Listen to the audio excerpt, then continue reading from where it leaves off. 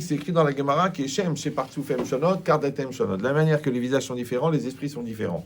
Donc, on a tous des visages différents. En vérité, le visage, c'est comme un panneau indicateur pour que jamais tu oublies que l'autre, il pense pas comme toi, que l'autre n'est pas forcément d'accord avec toi, que l'autre, il n'a pas la même sensibilité que toi, que l'autre, il n'a pas le même esprit que toi. Ouais. Maintenant, le problème, c'est ce que tu vas bien vivre la différence ou tu vas devenir fou de la différence. Et les gens ne supportent pas. Par exemple, des fois, les gens ils me disent « Oui, mais vous comprenez, ma femme me manque de respect. » Je dis « Pourquoi ?» Elle me dit « Parce qu'elle n'est pas d'accord avec moi. » Non, c'est intéressant au niveau zoologique, d'accord? Ça veut dire que le respect, c'est le droit d'exister. Maintenant, quand tu existes, ouais, tu te réalises. Maintenant, en existant, il va y avoir une limite à l'existence qui s'appelle la coexistence. Donc, ça s'appelle la différence de l'autre. Maintenant, il faut travailler les midotes et tout pour réussir à fonctionner avec l'autre. Mais c'est pas normal que l'autre, en existant, te donne l'impression que tu n'existes pas. Et c'est une tendance, c'est même un syndrome. Tu vois, les gens dans la rue, ils chantent « C'est comme si je n'existe... » Oui, tu as compris que... C'est des gens qui ont épousé Aïcha, c'est connu. Ouais. Mais l'idée, c'est ça. L'idée, c'est qu'on est différent et qu'on doit apprendre à vivre avec la différence. C'est pour ça que Rav Dessler, encore une fois, on le relit dans les mots, puisqu'on a réenregistré, ouais, il dit qu'il faut les itragel de s'habituer, les habit al chavero de regarder son ami, beofan chez m'habite al asmo tel que lui se regarde. D'accord? C'est que moi je dois apprendre à me dire mais comment l'autre se voit, comment l'autre se comprend, pas comment moi je le comprends, comment l'autre se comprend. Ouais.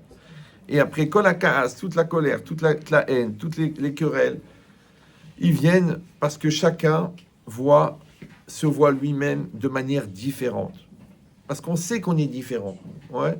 Le problème, c'est est-ce qu'on est prêt à faire l'effort de fusionnement avec l'autre pour faire un avec l'autre. Et il refuse de se regarder lui-même avec les yeux de l'autre. Qu'est-ce que l'autre voit de moi? Par exemple, les enfants. C'est une très grande école de l'existence. Parce que l'enfant, il va te voir. Donc, il va voir ce que tu lui montres, ouais, ou il va voir ce qu'il voit. Par exemple, toi, tu travailles toute la journée, tu es un vrai travailleur, tu bosses. Mais lui, quand il te voit, c'est quand tu rentres à la maison. Quand tu rentres à la maison, tu vas sur le fauteuil, tu tombes dans le coma, tu bouges plus. Donc, le petit, maman, papa, il est mort. Non, il y a un doigt qui bouge. Il est en train de zapper sur Internet. Donc, c'est ça qu'il a vu, lui. Après, il se marie. Lui, toute la journée, il reste sur le canapé, les jeux vidéo. Et dans son calendrier, il n'y a que des mois de juin. C'est un phénomène. Ouais. Elle dit, le 1er juin, le 1er juin, le 1er juin. Il n'y a que des juins, ouais. Tu dis, mais comment c'est possible? Tu avais un père, c'était un bosseur. Il dit, je sais pas, mon père, je l'ai toujours vu assis sur le canapé dans le coma. Parce qu'il ne l'a pas vu travailler. Il l'a vu fatigué. C'est pareil. Si toi, tu es très calme avec tes copines, tu es très calme en club, tu es très calme à la synagogue, mais à la maison, tu es hystérique. Parce que tu n'en peux plus. Parce qu'ils font du bruit. Parce qu'ils ont un défaut, les enfants. C'est qu'ils sont vivants. Donc, qu'est-ce qu'ils ont vu, eux? Ils ont vu l'hystérie. C'est ça leur modèle. Et le père, c'est repère. La mère aussi. Donc, c'est quand les enfants sont là, on est obligé, condamné en un seul mot, à être parfait. La patience, le sourire, la douceur, la compréhension, la cohérence, la justice, 100%. Tu dis, mais c'est fatigant d'être adulte. Je sais pas, moi, je pensais que pour les adultes, c'était normal d'être adulte. Donc l'enfant, il t'oblige à être adulte. Parce que l'adulte, pas forcément. Tu peux faire le gamin avec quelqu'un qui a ton âge. Tu dis, ben voilà, je comprends rien, je m'en fous. Je suis comme ça, voilà, je changerai pas. Ouais. Tu peux faire le brel. Toi aussi, tu peux faire la hmara. Tu peux faire l'entêté. Mais avec un gosse, tu peux pas. Parce qu'il te regarde. Il fait comme le chien, il fait comme ça. Tu dis, maman, tu as 40 ans. Tu es en train de te prendre la tête. Parce que tu n'as pas trouvé le rouge à ongles qui va avec ton tailleur. Eh ben oui, ça m'énerve, ça me prend la tête, ça me stresse. Mais maman, on est 5 enfants, il y a 3 anorexiques. Ton problème, c'est le rouge à ongles. Mais t'es vraiment une gamine. Alors quand une gosse de 9 ans, elle te dit que t'es une gamine, il faut vraiment aller voir un vétérinaire. Vous allez me dire, les vétérinaires, c'est pour les animaux. On a tous le Yetzer Hara. Et on a le moi. Le moi, c'est le Hani. Quand le Hani s'identifie avec le mal, ça fait animal. Comment pas mal? C'est super. Donc vous avez compris qu'en vérité, on est en lutte perpétuellement contre l'animal qui est en nous.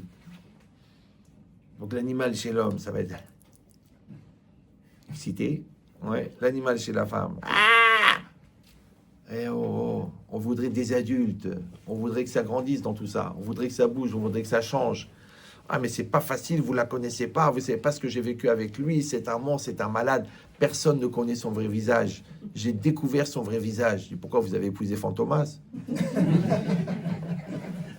Mais vous savez, c'est un manipulateur. Il joue un jeu. Elle fait semblant. Elle fait la Sainte Nitouche à la synagogue. Et à la maison, il faut voir la vie. Il faut voir les gros mots qui sortent de sa bouche. Des fois, le papier peint, il prend feu. Ah, Botaï, faites-moi plaisir. Essayez d'être des adultes. Vous savez, j'ai arrêté de recevoir des couples parce que je suis fatigant d'être conscient pour des inconscients. C'est-à-dire, des fois, les deux, ils sont en train de se prendre la tête. Et moi, je dis, mais non, ça va s'arranger. Il y a 5 enfants. Il faut changer, il faut évoluer. Je vous donne des programmes. Ah non, ça sert à rien. Ah, je m'en fous. J'en ai marre. Je vais crever. Et moi, je dis, mais je suis en train de me battre pour 2 cons. Ben, c'est ça le résumé. Mais qu'est-ce que j'en ai à treuf, moi? Allez vous suicider. C'est vrai, d'abord, ça va rendre service à la société. Ça va économiser des frais à la sécu. Vous vous écoutez parler. Ouais. Ah, mais vous savez, elle a beaucoup grossi, c'est pour ça que je regarde ailleurs. Tu lui fais 7 enfants, tu dis pourquoi elle a grossi? Ils sont fous, ceux-là. Ouais, elle ne peut pas rester Madonna toute sa vie. Il faut bien qu'à un moment, elle bascule dans la mer de Nid. Et toi, c'est pareil, tu peux pas légitimer tes visites sur certains sites qui sont ni pour nous, ni pour vous, par le fait qu'elle, elle a grossi. Pourquoi toi, t'as pas dit Ratchamaïm? Ton père, c'était pas le Rav de Casablanca, que tu es en train de nous sortir des bêtises à 2 balles. Ouais. Ah, Botaï, c'est pas shoot. Je l'ai dit pendant ce Shabbat. J'ai dit la différence entre les enfants et les adultes, c'est que les enfants, quand ils ont un problème, ils ont des raisons. Alors que les adultes, ils ont des solutions. Donc jusqu'à quel âge tu vas me donner des raisons? Moi, les gens, ils viennent, ils veulent m'expliquer pourquoi l'autre est fou. Mais déjà, mon problème que toi, tu penses que tout est entièrement à cause de l'autre, moi déjà, je sais que t'es fou, toi. Parce que les torts sont partagés, minimum. Je vous donne le secret, vous allez gagner du temps, au moins 10 ans d'exomile, écoutez. Quand vous avez une réalité devant vous, si vous croyez en Dieu, si vous n'habitez pas, il vaut mieux habiter un étage élevé. Mais si vous croyez en Dieu, la Emouna, c'est d'accepter que la réalité qui est en face de vous est adaptée à vous. Ça va? Donc si vous êtes seul dans une situation, il n'y a personne à engueuler. Donc vous allez accepter que cette situation, elle est 100% adaptée à vous. Si vous êtes 2, parce que c'est ça l'intérêt d'être 2, c'est que tu peux accuser l'autre. Ouais. Et bien vous allez accepter que cette situation, vous êtes 100% concerné par 50% de la situation. Si vous êtes 3, il y a le Père, le Fils et le Saint-Esprit. Ouais. Vous êtes concerné à 100% par 33% de la situation. Mais qu'est-ce qu'ils font les 3/4 des gens? Ils font des transferts de responsabilité. Donc lui, il accuse elle, elle accuse lui. Les 2, ils accusent les enfants, ils accusent les parents, les 5 accusent l'école, les 6 accusent le Rav. Hey. Dites-moi, si Béhémet, vous n'êtes pas concerné, alors à quoi ça sert de vivre? C'est mieux, le mec, il est mort, il n'est pas concerné, il est mort. Ouais, mais vous êtes vivant. Ça veut dire que si vous êtes sur la photo, c'est que vous avez quelque chose à voir avec ce qui se passe. Alors jusqu'à quand? C'est à cause d'elle? C'est parce que ma mère m'a pas donné d'amour? C'est parce que mon père m'a pas allaité? Mais arrête! Ah, j'entends des trucs, moi, mais... C'est le Rav, il nous a donné une Torah de violence. Ah bon? Ah bon? Et les réformistes, ils t'ont donné quoi? Une Torah de compromis. Mais qui c'est qui te l'a promis? Là, c'est pas shoot. C'est pas shoot qu'on aura toujours l'épreuve de s'adapter ou de pas s'adapter à la réalité. Maintenant, plus il y a une mitzvah de s'adapter, et plus il y a un yetzera de pas s'adapter. Dans le mariage, il y a une très très grande mitzvah de s'adapter, ça s'appelle le shalom. Donc, il y a le yetzerara de pas s'adapter. Ça s'appelle le has. C'est 2 cousins, has ve shalom. Ouais.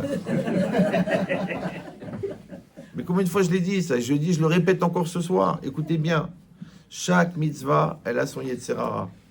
Ça veut dire, il dit le Gaon de Vilna, quand tu veux savoir c'est quoi le principal d'une mitzvah, tu as deux solutions. Soit tu vas étudier tous les passages de la Torah en profondeur qui passent de cette mitzvah, et donc tu vas connaître quel est le projet et le but de cette mitzvah. Soit tu vas regarder où le Yetzer Hara t'empêche d'aller. Ça va plus vite. Il ne faut pas dire amen quand on n'a pas entendu la bracha. Peut-être que j'ai béni Jésus, comment vous savez? Ah, il y en a des rabbins dangereux. Ouais. Donc, la mitzvah de la Hamida, la prière, la Hamida, le principal, c'est la concentration. Donc, le Yetzer Hara, c'est de penser à autre chose. Le principal de la prière, c'est de ne pas parler à la synagogue. Yetzer Hara, parler à la prière. Tu dis, on va mettre des tables, on va mettre des cafés, on va mettre des serveurs, parce que franchement, c'est vraiment devenu le café de Flore. Le Yetzer Hara du Kriyat Shema, c'est quoi? C'est de lire vite. Parce que la mitzvah, c'est d'articuler chaque lettre. Oui. Donc, le Yetzer Hara, la mitzvah du couple, c'est de faire 1. Donc, le Yetzer Hara, c'est de faire 2. Mais de manière irrationnelle. C'est-à-dire que tu as des gens, il a 60 millions d'amis, celui-là, ouais, tout un chenil. L'autre, il a 40 millions d'amis, mais les deux, ils ne s'entendent pas. Elle travaille dans la communication, l'autre, il est psychologue, ils n'arrivent pas à se parler. Je ne le supporte pas, il m'énerve. Sa voix, elle m'irrite. Je fais de l'eczéma quand je l'écoute. Tellement il me saoule, tellement elle me saoule. Elle a une voix... Oh là là là là, qu'elle s'étouffe. C'est un vœu pieux. Bon, il n'aurait pas utilisé un pieu pour ça, mais bon. Mais l'idée, c'est que pourquoi? Moi, j'ai analysé des milliers de couples. Mais pourquoi? Pourquoi vous prenez la tête? Alors, au début, c'est comment ça se passe? Je vous raconte l'histoire. Par exemple, le mari, il a faim. Ça peut arriver. Une fois par jour, il a faim. Depuis ce matin, il a pris un café noir. Il a une faim. Il est prêt à manger la table.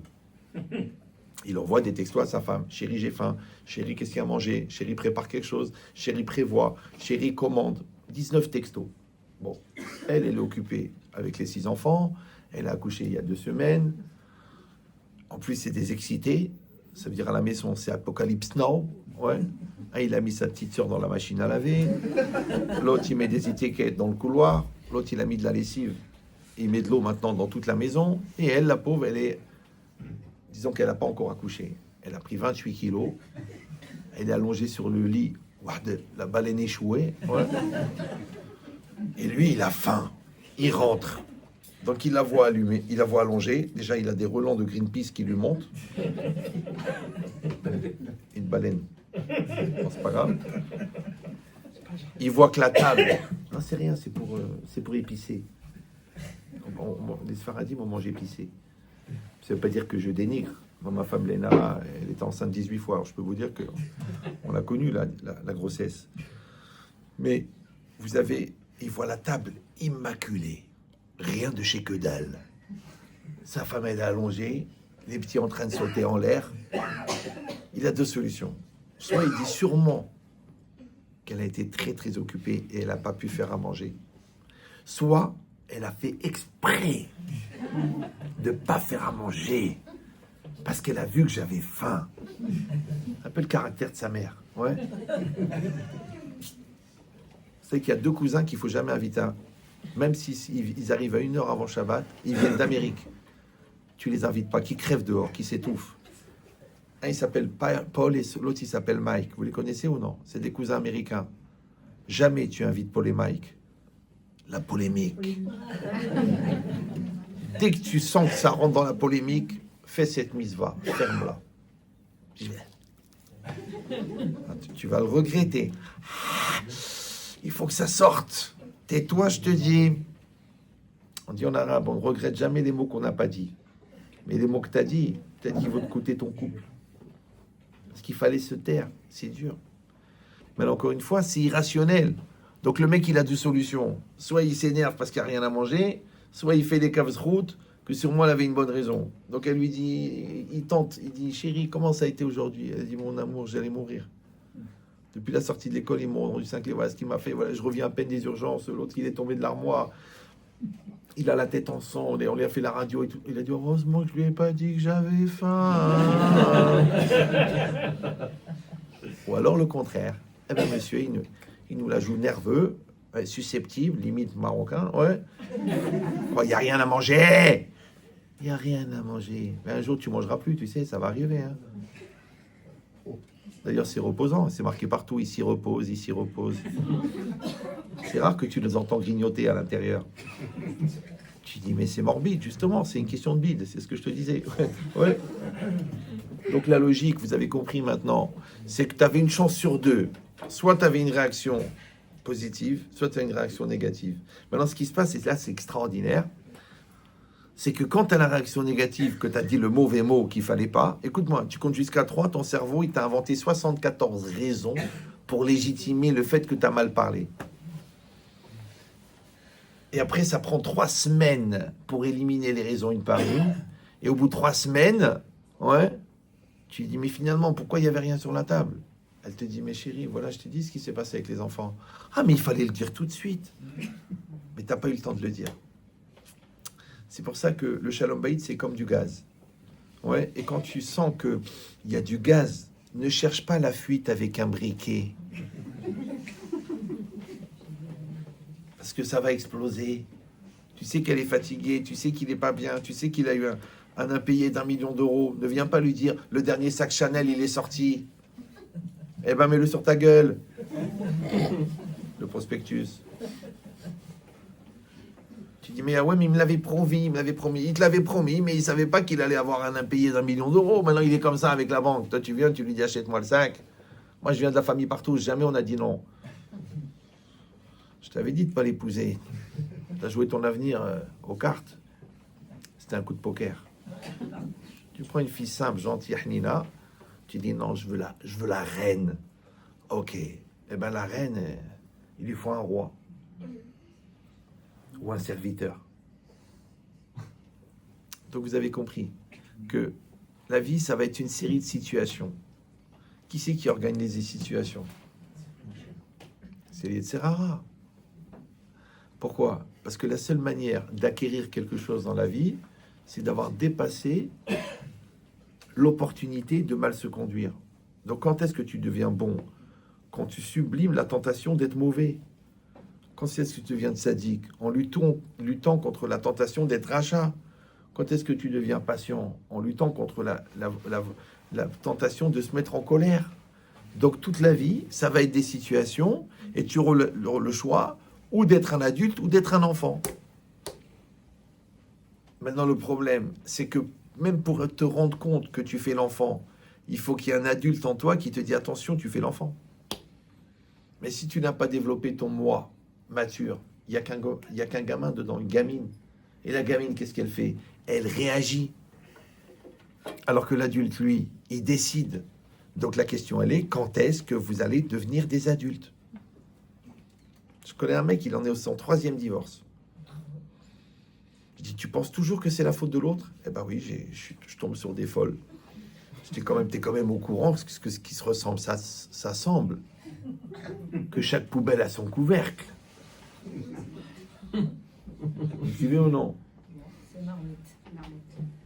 Non, mais parce que lui, à sa femme, tous les matins, il dit, pour moi, tu resteras toujours la poubelle. Donc, elle ne sait pas s'il dit la poubelle ou la poubelle. Ouais. Enfin, vous croyez que je parle sans réfléchir, vous. Donc, ça veut dire quoi? Ça veut dire que nous sommes condamnés à nous confronter à des situations qui nous font pas toujours plaisir. Mais c'est la seule manière de grandir. Par exemple, est-ce que vous êtes déjà rentré dans une salle de torture? Jamais? Jamais? Ah, il n'y a pas de salle de musculation à Sanary? Donc vous rentrez dans une salle de musculation. Il y a des mecs qui sont allongés, il y en a qui sont debout, il y en a qui tirent. Il y a des mecs qui crient. Ah! Ah! Pourquoi? Parce que ça fait mal. Vous savez pourquoi le mec il a un bras comme ta cuisse? Parce qu'il a déchiré le muscle 1 million de fois. Et chaque déchirure, ouais, c'est comme si vous avez une pelote de laine. Si vous ouvrez le fil, il augmente le volume. Maintenant, la taille du muscle, c'est sa capacité à absorber du sang. Maintenant, plus il a de volume, plus il reçoit du sang. Mais pour avoir toute cette masse musculaire, il faut faire des centaines de déchirures. Donc, quand toi, tu te fais un claquage, pendant une semaine, tu n'arrives pas à marcher. Mais lui, pour avoir des pectoraux, ça comme, c'est un modèle. Ouais. Il a déchiré combien de fois? Ben, ça fait mal. Toi, tu dis, mais j'ai pas envie d'avoir mal. Ok, c'est pas grave. Tu prends des protéines, tu te fais des piqûres. c'est pas grave. Après, si le cerveau il part avec, ouais. Mais Rabotai, c'est pas shoot. Que avoir un muscle, un corps comme ça, c'est 20 ans, 6 heures par jour. Alors pour être Dayan, c'est 15 ans, 20 heures par jour. Pour avoir des bonnes midotes, c'est des années. Pour avoir un mariage réussi, construit, c'est des années. C'est minimum 10 ans à plein temps. Regardez, rien que pour avoir la confiance. Vous savez ce que c'est la confiance? C'est pas où est-ce qu'il est hier soir, il ne me répond pas, j'espère qu'il n'est pas avec sa secrétaire. Non, on ne parle pas des animaux. La confiance, c'est que quand l'autre vous fait une remarque, vous ne le prenez pas comme un reproche. Je sais ce que vous allez dire. Oh sole mio. Ouh là là, c'est loin. Pourquoi on est sur la défensive? Ouais, pourquoi tu me parles comme ça? Pourquoi tu te rends? Je suis pas ta fille, je suis pas ton père. Ouais. Et toi aussi, pourquoi tu me dis pas? Pourquoi tu me dis non? Pourquoi tu... Détends-toi, chérie. On fait des bébés ensemble, on peut pas parler. Oui, mais tu m'agresses. Je t'agresse pas, je te parle. Peut-être que je t'engraisse, ça c'est possible. Ouais. Mais pourquoi tu le prends mal? Maintenant, tu le prends mal parce que tu as un terrain à l'intérieur de fragilité qui interprète mal. Et ça, c'est quoi ça? C'est que tu n'es pas construit, tu n'es pas construite. Rappelez-vous que la nervosité, c'est un problème de nerfs.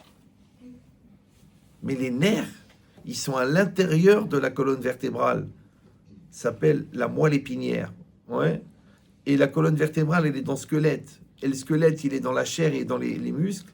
Et la chair et les muscles, ils sont dans la peau. Et la peau, c'est la dignité et le respect de soi. La chair et les muscles, c'est les midotes, les qualités morales. Le squelette, c'est la structure mentale extrêmement dure, parce que c'est dur, le cerveau, ouais.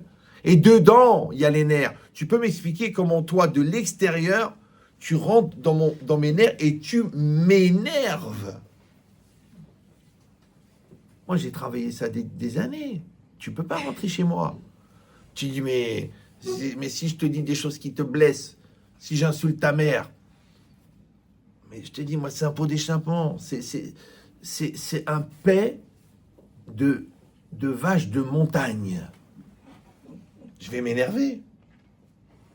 J'ai du recul, je te vois de loin. Je te dis, eh oh. Mais si tu me touches là, tu me touches, ça veut dire que j'ai les nerfs à vif. Si j'ai les nerfs à vif, ça veut dire que j'ai aucune protection. C'est pour ça que ça me touche. Donc j'ai pas de bidote. Donc j'ai pas de recul. Donc j'ai pas de conscience. Donc j'ai pas de maturité. Alors je réagis. Parce que les adultes, ils décident. Et les enfants, ils réagissent. Maintenant, si toi, tu me fais réagir, ça veut dire que quand toi, tu agis, moi, je réagis. C'est que toi, tu es le maître de mon action. Moi, Yehia Ben Chetrit, 50 ans de travail sur les midotes, tu viens, tu me dis un mot méchant, je le prends mal. Mais qu'est-ce que j'en ai à foutre? Ah, mais quand même, ça doit vous toucher quelque part. Mais pour que ça me touche, il faudrait qu'il y ait de l'espace à l'intérieur. Et l'espace, il est plein. Parce que je rappelle la règle. Le degré de pénétration des agressions extérieures dépend du vide intérieur. Je répète pour les gens qui pratiquent le cerf-volant, le degré de pénétration des agressions extérieures, les remarques, les piques, le harcèlement, la méchanceté, le manque d'amour, le manque à gagner au niveau des compliments, ça fait mal. Parce que les gens ils me disent, écoutez, moi j'ai compris ce que vous dites, hein, mais franchement, c'est quand même dur. Ah, parce que je l'aime, parce que c'est mon mari, parce que c'est ma femme, parce que c'est mon père, parce que c'est... Je dis, écoute-moi bien, si toi, t'as un Yetzirara d'avoir mal, lui, il a un Yetzirara de parler. C'est même pas pourquoi il a parlé. Il comprend pas. Ouais. Il dit jamais des mots comme ça. Mais avec toi, il les dit. Après, qu'est-ce qu'il dit? Excuse-moi, ça m'a échappé. Intéressant. Heureusement que ça t'a échappé par la bouche, parce que par ailleurs, ça aurait été au torrent. Ouais. Ça veut dire quoi, ça m'a échappé? En plus, pourquoi ça t'échappe jamais avec ta mère? Je vais dire, c'est très simple. Étant donné que tu as fait une musculation extraordinaire du respect de ta mère, donc même par erreur, tu vas pas insulter ta mère. Mais elle, c'est la mère de tes enfants, ça peut t'arriver. Toi, étant donné que tu as fait un travail extraordinaire sur le caveau de ton père, jamais tu vas insulter ton père. Mais tu peux insulter ton mari. Ça veut dire que le travail n'a pas été fait. CQFD, ce que fait Dieu. C'est qu'il ne faut pas avoir peur de faire l'auto-bilan, l'auto-analyse, parce que les gens, quand c'est quelqu'un qui vient chez toi, tu dis, ouais, pour qui il se prend, ça veut dire quoi? Il a un a priori? J'ai pas d'a priori, moi. Moi, je t'ai dit une chose, écoute-toi parler, regarde-toi vivre, fais ton auto-analyse. C'est ça le moussard. Le moussard n'est pas une marque de moussard rasé. Ouais, le moussard, c'est une caméra extrêmement sophistiquée que tu mets sur ta tête en projection continuelle 24/24 pour analyser tes comportements. Maintenant, on a cette caméra, mais elle est orientée sur l'autre. Pourquoi il a fait ça? Pour qui elle se prend? Qu'est-ce qu'elle veut? Et lui, qu'est-ce qu'il croit? Qu'est-ce qu'il truc? Arrête de faire l'analyse des autres. T'as fini le tien d'abord. Le Rambam, il dit un homme qui réfléchit pas 1 heure par jour à sa vie, c'est pas un homme. Qu'est-ce que c'est un singe, un cheval? On sait pas. Espèce de sous-race. Ouais. Non. Moi, je vous dis, j'ai 64 ans. J'ai commencé à réfléchir à 12 ans. Donc, ça fait, vous calculez, ça fait 52 ans que je réfléchis. Parce que j'ai peur. J'ai très, très peur. À l'époque, j'avais pas peur d'être un rachat. J'avais peur d'être un CON. Mais c'est la même chose. Oui. Donc, j'ai dit, il faut développer une capacité intellectuelle. Il faut développer une capacité analytique. Il faut apprendre à maîtriser ses émotions. Il faut utiliser ses émotions pour être capable de scanner la situation. Il faut avoir du recul par rapport à ce qui se passe. Il ne faut pas prendre au premier degré. Il faut réussir à vivre les choses avec maturité. Mais c'est un apprentissage. Donc quand je vois des gens, je leur dis, écoute, tu veux sauver ton couple, voilà un programme. Le mec, il me dit, oui, mais les cours sont longs. Les cours sont longs. Mais dis-moi, les 70 000 euros de ton divorce, ça va être long de les payer. J'avais compris. Je te donne une solution pour récupérer tes 6 enfants. Parce que pour l'instant, ils sont complètement immatures en effet miroir de ta lourdeur. Et toi, tu me dis, oui, mais est-ce qu'on est obligé de prendre des notes comme vous avez mis dans le programme? Non. Tu peux faire 19 ans de thérapie et une réincarnation en cheval. Et peut-être que là, cette fois-ci, quand tu iras, le Yetzirah, il viendra, tu partiras au galop. Je sais pas, moi. C'est compris ou non? Ça, je comprends pas. Moi, j'étais tout seul. Il a fallu que je me débrouille. Toi, on te propose une solution clé en main et tu dis, c'est fatigant. Bien sûr que c'est fatigant d'être bon, puisque d'être nul, c'est naturel. J'ai vu quelqu'un qui fait des efforts pour être nul. Tout ça comme ça. Et tu veux être racham, c'est des années.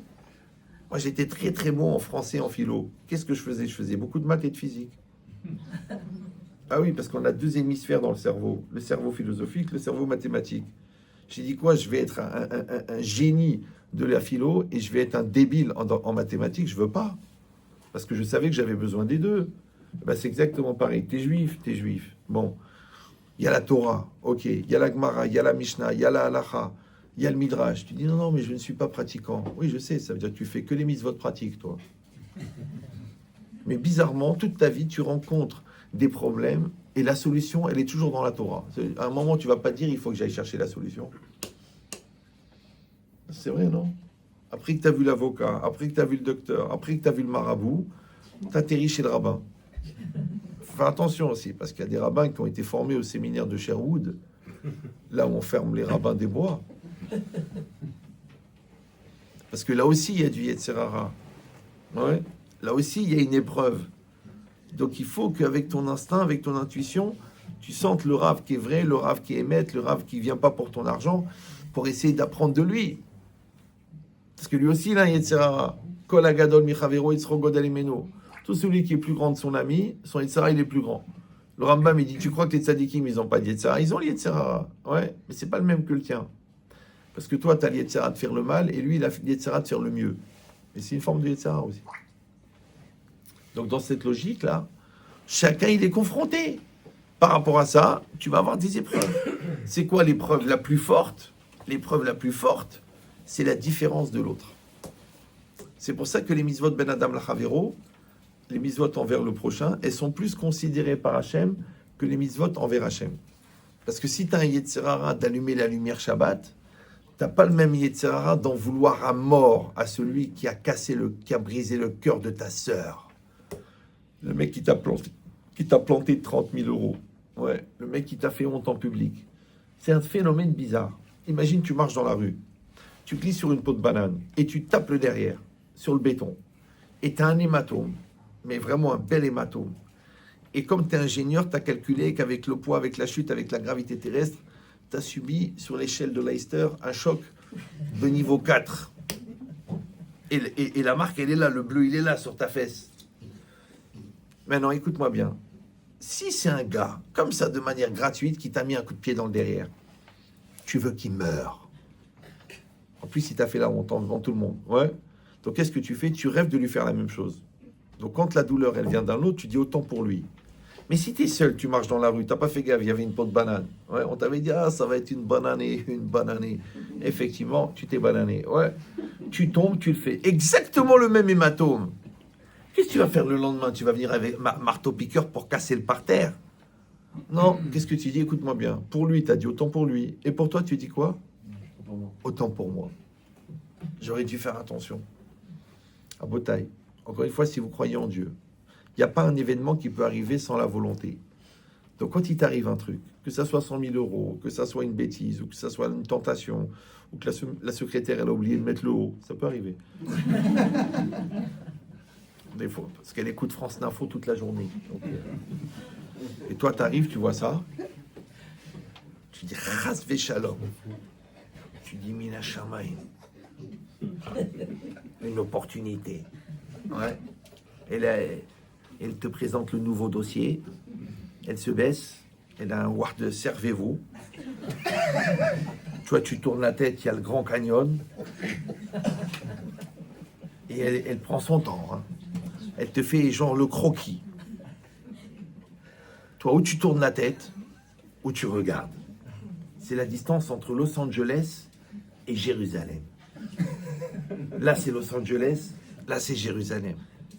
Vas-y, tourne la tête. J'ai du mal. Oh. Mais Rabotai, c'est ton épreuve. Vous comprenez ce que je veux dire ou non? Pourquoi? Parce que toute la vie, c'est une série de rendez-vous. D'accord? Et ces rendez-vous, c'est des rendez-vous que tu as avec la personne que tu peux devenir. Mais cette personne, elle n'apparaîtra que grâce à l'épreuve. C'est ça l'épreuve. Les gens ils croient à l'épreuve. L'épreuve, j'ai beaucoup d'épreuves. Il faut aller voir partir le matin. Ils appellent ça le chemin de la Magen David. Ils ont une énorme Magen David en bois, en chêne. Elle pèse 800 kilos. Et ils la portent. Et ils vont au travail. C'est le chemin de la Magen David. Bon, ça a été repris. Hein. Ça s'appelait le chemin de la croix. Ouais. Mais tu vois, les gens, ils portent la vie. Ils vont au travail, c'est dur. Ils rentrent à la maison, c'est encore plus dur. Les enfants en week-end, ça va être difficile. Bon. Les vacances, ils font du bruit. Pourquoi la vie, elle est dure? Parce que tu es lourd. C'est évident. Ouais, tu aimes ton travail. Tu travailles 22 heures, tu n'es même pas fatigué. Mais tu n'as pas mangé. J'adore. Tu travailles pour quelqu'un. Tu commences à 9h. À 9h03, tu es devant la machine à café. Il faut que je me motive, il faut que je me booste. Comment ça a été? Où tu as payé ta machine à laver? Oh là là, mais je comprends pas, tu es payé là. Ou tu es en train de faire un solitaire? Sur ton... Je dis, mais tu es payé. Ouais, mais il n'y a pas d'appel entrant. Il n'y a pas d'appel entrant. Prends ton téléphone, appelle les centrales d'achat. Je suis obligé, je ne suis pas payé. Si j'appelle pas, non, tu es obligé de rien. Tu sais, même de vivre, tu n'es pas obligé. Tu pourrais rendre service à beaucoup de gens. Hein. Je dis, mais c'est horrible ce que vous dites. Mais je m'en fous, moi je le dis, mais toi tu le vis, toi. Qui c'est qui est horrible? T'as compris ou non? C'est que la vie, c'est ça la vie. La vie, c'est faut y aller, la vie. La vie, c'est faut grandir, c'est faut changer, il faut s'améliorer, il faut travailler. Dans la musculation, tu soulèves les poids. Avec les gens qui t'énervent, tu travailles ta patience. Avec les gens qui t'aiment pas, tu leur dis que tu les aimes. Tu sublimes ton malaise et ta haine et tu apprends à les aimer. À les gens qui t'ont fait tes crasses, tu arrives à faire la différence entre la crasse que tu mérites parce que tu as fait des bêtises et l'exécutant de la crasse qui représente 2% de la situation. Et toi, qu'est-ce que tu es en train de faire? Tu es en train de mettre 100% de la responsabilité sur le mec qui n'est que l'exécutant de ta capara pour les bêtises que tu as fait. Vous suivez ou non? Une fois, il est venu chez moi, il m'a dit, Rabbi Chetrit, voilà, j'ai fait tchouva avant-hier. Tu veux pas mettre un pied? C'est moi le pied. Ça va être le pied. Ah bah attends, mais parce que je suis bête. Mais non, mais il marche pas. Vas-y, mets-le ici. Mais là, j'ai pas pensé avant. J'étais un peu occupé. Tu voulais être fatigué. Voilà. C'est bon? T'as fait exprès? Ouais, exprès. C'est bon? Beau gosse. 1000 euros le pied. En location. Donc qu'est-ce qu'on est en train de dire? C'est la loi de l'offre et de la nécessité. Donc l'idée, c'est quoi? L'idée, c'est que toute la vie, ça va être des situations, une après l'autre. Maintenant, je vais vous dire mieux. Quand tu viens dans ce monde, tu viens avec une certaine neshama. Cette neshama, elle a eu des vies antérieures. Tout ce qui n'a pas été réparé dans la vie antérieure, c'est le programme de ce que tu vas vivre dans cette vie pour pouvoir réparer ce qui manque de la vie antérieure. Ça va? Donc, c'est comme un professeur. Par exemple, le ministère de l'Éducation lui a dit, écoutez, vous êtes ingénieur en mathématiques, ça fait 40 ans que vous enseignez, vous allez écrire le programme de mathématiques 6e terminale pour la prochaine génération. Maintenant, le mec, écoute-moi bien, il sait qu'il y a 180 leçons à passer en 15 ans. Il sait que pour acquérir ces 180 leçons, il faut à peu près 7800 exercices. Et lui, il connaît l'impact des leçons, il connaît l'impact des exercices, il connaît même l'impact des interros que les enfants vont avoir à faire après qu'ils auront pratiqué les exercices, après l'acquisition des leçons. C'est un pédagogue, ouais. Maintenant, tu as compris que chaque fois que l'enfant il va faire un exercice, il va intégrer, il va écouter le cours, il va intégrer, il va appliquer l'exercice, et après il va faire l'interro. Et à l'interro, il va devenir la personne qu'il est devenu grâce à l'intégration de l'exercice. Facile. Maintenant, la Torah, c'est le programme. La vie, c'est les exercices. Quand toi, tu utilises les exercices pour grandir, c'est pour intégrer les principes que tu as appris dans la Torah. Maintenant, tu les as appris de la Torah, bravo. Toi, tu les as appris de l'éducation de tes parents, bravo. Toi, tu l'as appris de ton oncle, qui était comme ton mentor, bravo. Il y a plusieurs manières d'apprendre. Mais ce qui est sûr, c'est que tout ce que tu as appris, tu ne vas le devenir que grâce à l'épreuve. Maintenant, encore une fois, on n'est pas obligé de mettre le côté péjoratif, anxiogène, ouais, et psychiatrique de l'épreuve. Non, tu peux dire que l'épreuve, en fin de compte, c'est l'épreuve, c'est-à-dire les LES preuves. Ça va? Comme toi, le prof, il t'a expliqué comment tu vas muscler tel muscle dans ton corps. Et tu dis, ah, c'est bon, j'ai compris. Non, maintenant, il faut le faire 10 000 fois, l'exercice. C'est pareil. Toi, on t'a expliqué la patience. Maintenant, il va falloir pratiquer la patience 10 000 fois. Toi, on va t'expliquer la Kedusha 10 000 fois. Il va falloir tourner la tête. C'est pas évident. Ouais. On va t'expliquer la gravité du mensonge. Toi, 10 000 fois, tu auras la tentation de mentir et tu vas pas mentir. Et en ne mentant pas, oui, tu développes chez toi le niveau de maturité de l'honnêteté ou de la vérité. Vous suivez ou non? Non, le problème, c'est que les gens, soit ils n'ont pas les nerfs d'apprendre, soit ils apprennent, mais ils n'ont pas les nerfs d'appliquer. Mais quelle différence entre quelqu'un qui ne sait pas et quelqu'un qui n'a pas intégré ce qu'il sait? Il n'y a pas de différence. Le même niveau de lourdeur. Moi, je vois des gens, j'ai de la peine. Des fois, les gens, je leur donne un programme. Je dis, voilà, vous faites le programme avec une certaine méthode. Il me dit, oui, oui, oui. Après, il revient, ouais, Raph, ça n'a pas marché. Je fais, mais t'as fait le programme? Bon, j'ai écouté les cours, mais j'ai pas fait la méthode.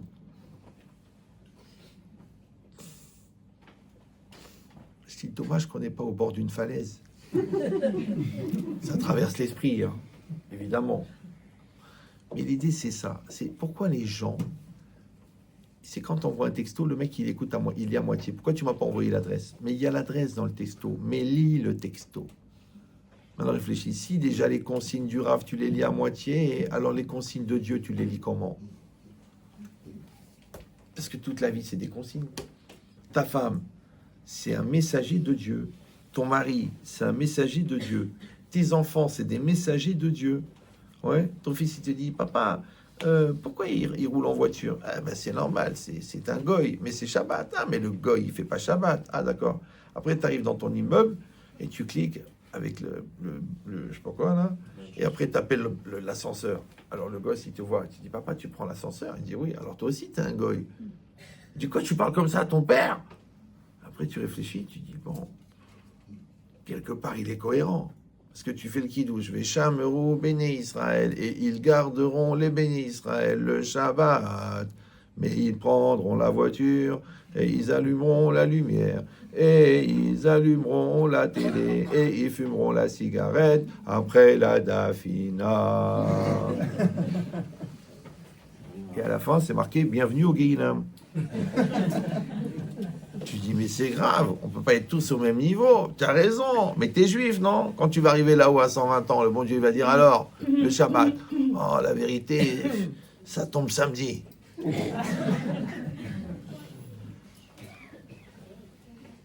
pour ça qu'ils prennent du gefilte fish. Parce qu'on leur dit, je comprends pas, tu manges de poisson, le requin au restaurant Goy, de qui je me fiche? Toute la vie, c'est pareil. Ouais, ça veut dire que la vie, c'est une série d'épreuves. Mais encore une fois, les gens scolaires, ils aiment l'école. Ouais, et ils grandissent et ils sont épanouis. Les gens qui ne sont pas scolaires, ils n'aiment pas l'école. Maintenant, quelle différence entre l'école scolaire et l'école de la vie? C'est la même chose. Toute la vie, c'est une école. Le couple, c'est une école. Les enfants, c'est une école. Les parents, c'est une école. Mais encore une fois, tout dépend. Est-ce que tu pars dans un esprit de travail et donc tu vas profiter de l'école de la vie et tu vas devenir très bon, ouais?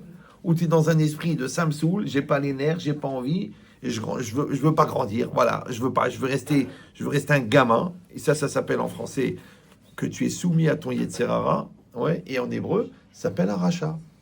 C'est ça, rachat. Les gens ils croient rachat. Rachat, nevela, bouchrat, chayav mita. Quelqu'un il m'a dit alors quoi? Alors je suis chayav mita. Je fais chas v'shalom. Il me dit alors quoi? Je dis bah t'es pas chayav mita. Il m'a dit pourquoi? Je dis parce que t'es mort. Bah, c'est vrai non? C'est quoi tu fais le mort? Je te dis vas-y lève-toi mets les tefilines. Laisse tomber je suis mort. Ok bah si t'es mort t'es pas obligé de mettre les tefilines puisque t'es mort. Après t'arrives à une grave maladie, tu vas chez un grand sadique qui te dit ah voilà ça zeitril minayat que ça a commencé du bras ouais. Atalo sam tefilin, lo anilo sam tefilin. Ah, donc il ne sert à rien ton bras. Donc on va amputer le bras. Tu dis mais il est fou ce rabbin. Je fais je sais pas lui. Il t'a rien dit. Il t'a dit mais il était fini. Alors vous allez me dire oui mais vous nous faites des menaces. Je comprends pas. Quand je te dis rien, tu me prends pour un con. Et quand je t'explique, tu me dis que c'est des menaces. Alors, c'est quand que t'évolues toi? Moi la vérité, hein, moi je fais des mitzvot. La vérité, je l'ai fait. Comprenez ou non? J'ai pas attendu les menaces, j'ai pas attendu un enfant malade, j'ai pas attendu que ma femme elle pète un câble, j'ai pas attendu d'être dans la pauvreté. Non, je fais ce que j'ai à faire parce que je suis un sale juif et je suis fier. Vous avez vu ma tronche? Quand je marche dans la rue, je crois qu'un goy pendant une seconde, il pense que je suis un mormon. Il sait que j'ai un juif. Ben, je vais vous dire un truc incroyable. Un jour, c'était Pessah. Oh la Moed. Bon, il faisait pas beau, on a dit avec ma femme, tiens, il faut qu'on aille à Deauville. C'est le bon jour quand il fait moche.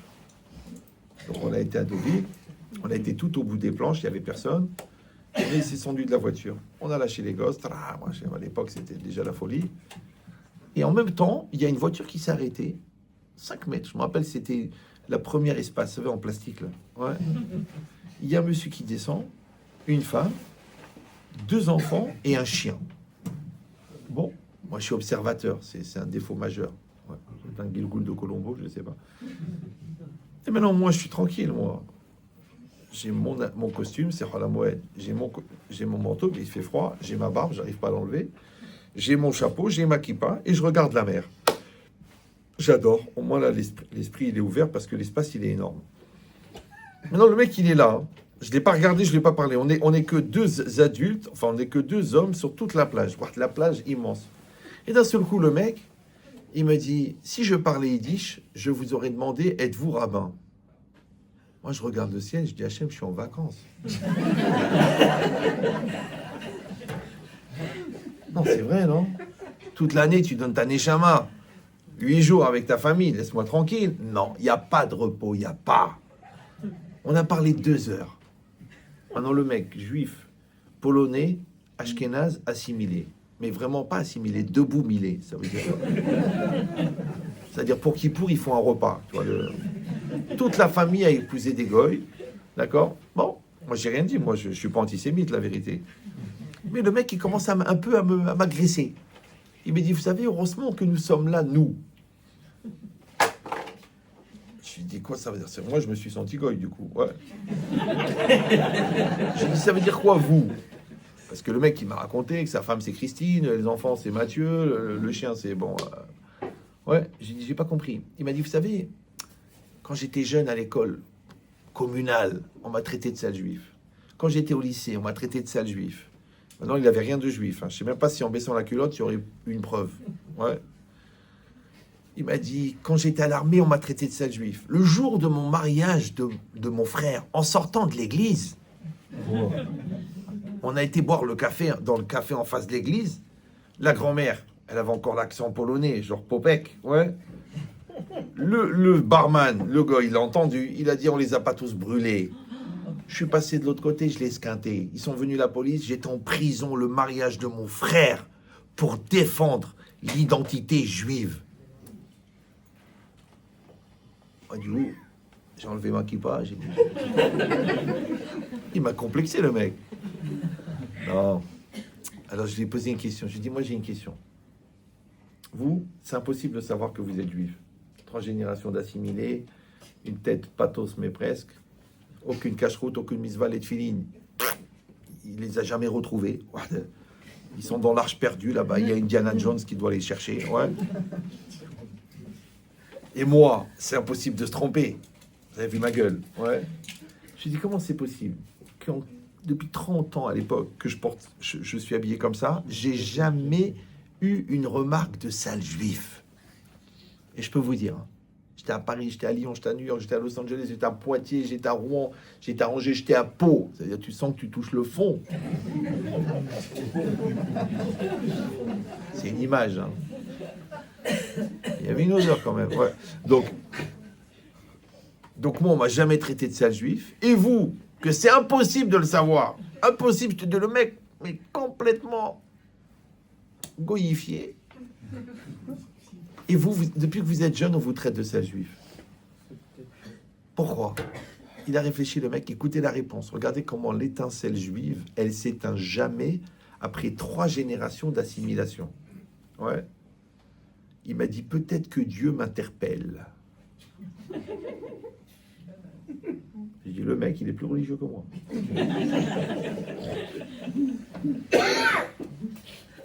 Ça veut dire quoi? C'est-à-dire que moi, j'ai fait un choix.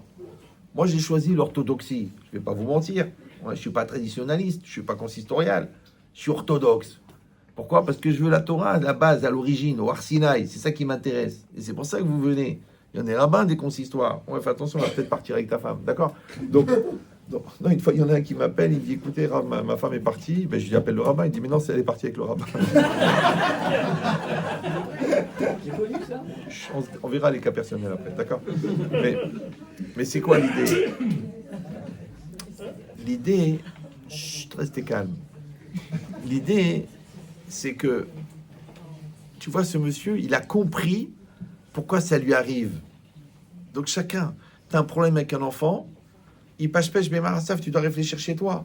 Pas pour te culpabiliser, ah, c'est encore de ma faute. Non, c'est pour pouvoir aider l'enfant. Parce que si tu connais la cause, tu peux gérer la conséquence. Là, tu as la conséquence devant toi. Tu vas chercher la cause. Vous suivez ou non? Ouais, depuis qu'il est petit, je le casse, t'es incapable, t'es nul, t'es gros, t'es moche, tu feras rien de ta vie. Bon, tu m'étonnes que le mec, il a changé de lessive. Toute la famille prend Ariel et lui, il a choisi Homo. Parce qu'il veut la sécurité masculine que son père ne lui a pas donnée, parce que son père lui a donné les insultes. Par contre, le voisin, lui, il a donné des caresses. Tu dis, mais c'est grave ce que vous dites. Encore une fois, moi je le dis, mais toi tu le vis. Donc l'enfant, il a besoin, c'est des repères, c'est de l'affirmation, c'est du bien-être. Mais encore une fois, tu peux pas vendre ce que tu n'as pas en stock. Donc déjà, il faut que tu l'acquières chez toi. Et quand tu l'as acquis, il faut que tu l'intègres. Et quand ça rentre dans ton cœur, alors, Dvarim, Ayotzim, Minalev, Nirnasim, l'élève. Les choses qui sortent du cœur, elles rentrent dans le cœur. Mais pour que ça rentre dans le cœur de l'enfant, il faut que ça sorte de ton cœur. Et pour que ça sorte de ton cœur, il faut déjà que ça rentre dans ton cœur. Maintenant, pas le cœur, encore une fois, des émotions, le cœur des sentiments, le cœur de la Martine. Non, le cœur, c'est le centre de la personne. Alors, je vous donne le secret. Écoutez bien. Tout ce qu'on pratique dans le conscient, c'est pour que ça pénètre le subconscient. Par exemple, le mariage. Vous avez entendu parler de ce phénomène? Ouais. Pourquoi on se fait plaisir, on descend les courses, on prépare le Shabbat, on achète la maison, on lui achète la robe qu'elle veut, et elle te fait le gâteau, elle te fait plaisir, elle te fait des gâteries, elle te fait du bonheur. Pourquoi? Parce que quand tu pratiques ton mari, il rentre dans ton cœur. Quand tu pratiques ta femme, elle rentre dans ton cœur. Maintenant, le projet, c'est qu'elle rentre dans le cœur. Mais elle ne peut pas rentrer en toi si toi, tu n'as pas fait le travail d'aller vers elle. Regardez, moi, je donne toujours le même exemple. Il y a une maman, elle est là. Sa fille, elle est à New York. Elle dit à son mari, il faut qu'on appelle Myriam. Il faut qu'on appelle. Vous savez, quand ils deviennent saoulantes comme ça. Ouais. Le mari dit, écoute, chérie, il y a 6 heures de décalage. Ouais. C'est en pleine nuit. On ne peut pas l'appeler maintenant, il faut l'appeler. J'arrête pas de penser à elle, je suis sûr qu'il y a quelque chose qui ne va pas, il faut que je lui parle. À la fin, il en a marre, il dit, allez, appelle-la. Il l'appelle, tu vois pas, il est en train d'accoucher. Comment la mère, elle sait? Je vous dis le secret. L'intuition féminine. Ouais, parce que ça n'arrive pas à toutes les mamans. Hein. Parce qu'il y a des mamans, c'est jamais le moment. C'est que tu t'es tellement donné Bémessirut Nefesh pour ta fille, elle est rentrée en ton cœur. Maintenant, il y a une connexion fibre. Il y en a, il n'y a même pas la DSL. Wallo. L'autre en train de faire une grosse dépression. Une copine, elle vient. Tu sais, j'ai vu ta fille, elle a une gueule. Je crois qu'elle est en pleine dépression. Arrête! Ça, c'est les gènes de la belle famille. Je suis en train de faire la gueule. Mais c'est ta fille, t'es pas sensible. Eh ben non, qu'elle se débrouille. Elle va grandir. Ça veut dire que tu n'as pas profité du travail de proximité avec ta fille pour devenir une mère. Vous me suivez ou non? Comme toi, tu as une femme, elle a des attentes, elle a des besoins. Vas-y, travaille. Tu dis non, chacun sa vie, on est un couple moderne. Moi, j'ai mes amis, elle a ses amis. Moi, j'ai mon sport, elle a sa religion. Moi, j'ai mes lectures. De toute façon, on dort pas dans la même chambre parce qu'il y en a un qui ronfle. On n'a pas un compte commun parce qu'on est dans le libéral. On n'a pas des amis communs parce qu'elle, elle est très intello et moi, je suis très simplé. Ouais. En fait, on n'a plus grand-chose en commun. D'ailleurs, c'est pour ça qu'on va divorcer, d'ailleurs, puisqu'on n'a plus rien en commun. Mais JG, jeune Jbeb, le départ, c'est que vous étiez différents. Le projet, c'est d'être en communion. Donc, il faut justement faire les choses en commun. Moi, par exemple, moi, quand j'étais jeune, j'étais malade. J'étais très intellectuel, un fou. C'est 8 heures par jour, 9 heures par jour de philosophie. Bon, pas dans les livres, parce que je t'ai dit, c'est... Ouais. Ma femme, très intuitive. Même son ravi. J'avais été la chercher à Marseille, au séminaire. Il a voulu me parler, j'ai parlé avec lui. On a parlé de pensée juive, et moi je lui ai fait 4 minutes, je lui ai fait la moitié de la Torah. Il m'a dit, écoutez, je m'excuse de le dire, mais je vois pas. Qui c'est qui a fait le Shidour? Elle n'a rien à voir. C'est une fille simple. Il m'a dit même superficielle. C'est-à-dire qu'imaginez, je l'aurais écouté, j'aurais pas épousé ma femme. Et moi, grâce à Dieu, j'avais un peu de recul. Je lui ai dit, mais écoutez-moi bien, Rav, je ne veux pas une intellectuelle comme moi qui fume la clope en lisant Sartre pendant que la vaisselle se cumule et que la hnouna, elle coule sur le visage de notre fils. Je veux une khfifa, véloce. Je veux une sincère. Je veux une sympathique. Je veux une qui aime la vie. Je veux une qui aime la Torah. Je veux une qui a toujours le sourire. Alors, si vous vous appelez ça simplet, moi j'appelle ça que la personne, elle a dépassé le problème. Alors que l'autre qui est dans le problème, qui est emprisonné dans le problème, tellement qu'intellectuellement, bon, c'est devenu une névrose. Peut-être si elle avait été moins intellectuelle, elle serait moins pris la tête. Vous me suivez ou non? Eh bien, au Hachem, on était différents. Alors, je n'ai pas dit que c'était facile depuis le début, il a fallu travailler. Moi, par exemple, qui suis un maître de la communication, j'ai mis 2 ans pour trouver la longueur d'onde avec ma femme. 2 ans, c'est énorme. En un quart d'heure, un curé, je le rends rabbin. En 17 secondes, je prépare une conférence, t'as mal à la tête pendant une semaine. 17 secondes, montre en main. Et là, j'ai mis 2 ans, ouais, pour trouver rien que le dosage. Parce que, vous savez que dans un médicament, il y a 2% de principes actifs et 98% d'excipients. C'est du sucre. Ouais. Donc c'est pareil. Quand tu veux faire passer un message de remise en cause avec une personne que tu aimes, c'est 2% de remise en cause et 98% de confiance et de compliments. Tu dis non, mais ça marchera jamais. Moi, je l'envoie direct. Ben, ça marche pas. Parce que plus tu envoies, plus tu scléroses. Plus tu scléroses, plus ça ferme. Plus ça ferme, moins la personne, elle évolue. Après, tu dis, mais j'ai dit la vérité. Eh bien, les vérités ne sont pas toutes à dire. Et dans Emet, il y a Met. Et peut-être tu l'as tué. Donc moi, je te dis, le moment, la manière, le langage, la façon d'être, le bon moment, les strates d'évolution, les étapes pour faire passer les messages, 2 ans, rien que la communication.